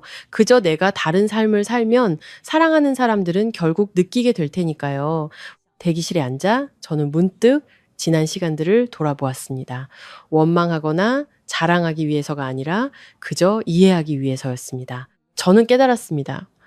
효도는 다른 사람이 흥정의 대상으로 삼을 수 있는 것이 아니라는 것을, 그저 침묵하고 인내하는 것이 효도가 아니며 억압당하면서 가정을 위해서라는 명분으로 참는 것이 옳은 것이 아니라는 것을, 효도는 결국 심판에 대한 두려움이 아니라 진정한 사랑에서 비롯되는 것이었습니다. 저는 또 한 가지를 깨달았습니다. 결혼은 누군가가 내 부모님을 모욕할 권리를 갖는 곳이 아니라는 것을, 한 사람을 사랑한다는 것이 내 부모님의 가슴에 상처를 주는 말까지 받아들여야 한다는 뜻은 아니었습니다. 저는 작은 가정의 평화를 지키기 위해서는 제가 좀 손해를 봐야 된다고 생각했었습니다. 하지만 저는 잊고 있었습니다. 만약 그 평화가 내 부모님의 상처 위에 세워진 것이라면 그것은 더 이상 평화가 아니라는 것을, 그것은 더 이상 견딜 수 없을 때까지 이어지는 침묵일 뿐이었습니다. 엄마가 진료실로 불려 들어가셨습니다. 저는 문 뒤로 사라지는 엄마의 뒷모습을 보며 이상하리만치 평온한 마음을 느꼈습니다. 모든 것이 완벽하게 해결되어서가 아니었습니다. 제가 있어야 할 올바른 자리에 서 있다는 것을 알았기 때문이었습니다. 저는 더 이상 다른 사람이 나를 이기적이라고 생각할까봐 말 한마디, 행동 하나하나를 조심해야 한다는 느낌을 받지 않았습니다. 저는 깨달았습니다. 내 부모를 무시하는 사람은 머지않아 나 자신도 무시하게 된다는 것을, 그리고 만약 내가 그것을 계속해서 받아들인다면 나 또한 나 자신을 무시하고 있는 것이라는 것을, 저는 시댁이 엉망이 된 것을 보고 통쾌함을 느끼지 않았습니다. 복수심도 없었습니다. 솔직히 말해서 저는 그저 모든 것이 제자리로 돌아갔다고 느꼈을 뿐입니다. 자식은 자기 부모를 챙기고 뱉은 말에는 스스로 책임을 지는 것. 저는 누구의 것도 빼앗지 않았습니다. 저는 그저 당연하게 빼앗겨서는 안 될 것들을 더 이상 내어주지 않았을 뿐입니다. 친정엄마와 함께 살게 된 후 저는 숨쉬기가 한결 편해졌습니다. 아침에는 엄마와 시장에 가고, 점심에는 엄마를 위해 국을 끓이고, 저녁에는 엄마의 옛날 이야기를 들었습니다. 아주 작은 일들이었지만 더 이상 마음에 걸리는 것이 없었습니다. 다른 사람이 무슨 말을 할까, 누가 나를 비난하지 않을까 하는 생각을 더 이상 하지 않았습니다. 저는 깨달았습니다. 내가 명확한 경계선을 세웠을 때 내 마음은 자연스럽게 가벼워진다는 것을. 가끔 민준에게서 문자가 왔습니다. 더 이상 쏘아붙이거나 명령하는 말투는 아니었습니다. 안부를 묻거나 대화를 청하는 짧은 메시지들이었습니다. 저는 읽고 그냥 두었습니다. 자존심을 세우기 위해서가 아니었습니다. 너무 이른 시기에 이루어지는 대화는 그저 똑같은 굴레를 반복하게 할 뿐이라는 것을 알았기 때문입니다. 저에게도 그리고 그에게도 시간이 필요했습니다. 각자 자신의 책임이 무엇이었는지 돌아볼 시간이요. 오후의 의사는 엄마에게 퇴원해도 좋다고 말했습니다. 집으로 돌아오는 길에 엄마는 제 손을 잡았습니다. 아침처럼 떨리지 않는 손이었습니다. 엄마는 가볍게 웃으며 말씀하셨습니다. 내 곁에 있으니 마음이 놓인다. 저는 그 말을 듣고 눈시울이 붉어지는 것을 느꼈습니다. 저는 문득 깨달았습니다. 아주 단순한 것들을요, 그저 내가 비굴하지 않게, 거짓된 평화를 위해 내 존엄성을 팔지 않고 똑바로 살면 나를 사랑하는 사람들은 그 안전함을 느끼게 된다는 것을. 그날 밤 저는 홀로 앉아 여성들이 아니요라고 말할 때마다 씌워지는 이기적이라는 두 글자에 대해 생각했습니다. 저는 한때 그 두 글자를 두려워했습니다. 제가 이기적이라는 말을 들으면 그것은 제가 틀렸다는 뜻이라고 생각했습니다. 하지만 이제 저는 압니다. 때로는 아니요라고 말하는 것이 이기적인 것이 아니라 자기 자신을 보호하는 것이라는 거를. 경계선을 지킬 줄 아는 사람은 냉정한 사람이 아니라 자기 자신과 자기가 사랑하는 사람들을 소중히 여길 줄 아는 사람입니다. 저는 앞으로의 길이 완전히 평탄할 것이라고 말하지는 않겠습니다. 인생에는 늘 새로운 어려움이 따르는 법이니까요. 하지만 저는 한 가지를 믿습니다. 모든 것을 제자리에 놓는 법을 배웠을 때 비록 힘들더라도 더 이상 길을 잃지는 않을 것이라는 것을. 저는 더 이상 오해받는 것을 두려워하지도 모든 사람을 만족시키려 애쓰지도 않습니다. 저는 그저 매일 밤 잠자리에 들 때 제 자신에게 부끄럽지 않게 살 뿐입니다. 만약 이 이야기 뒤에 남는 것이 있다면 그것은 아마도 아주 가벼운 생각 하나일 겁니다. 돈은 다시 벌 수 있고 집은 다시 지을 수 있지만 만약 자존감을 잃어버리면 누구도 그것을 대신 되찾아 줄 수 없다. 그리고 내가 내 자존감을 지켰을 때 삶은 아주 조용하지만 오래 지속되는 방식으로 나에게 공정함을 되돌려줄 방법을 스스로 찾아낼 것이다.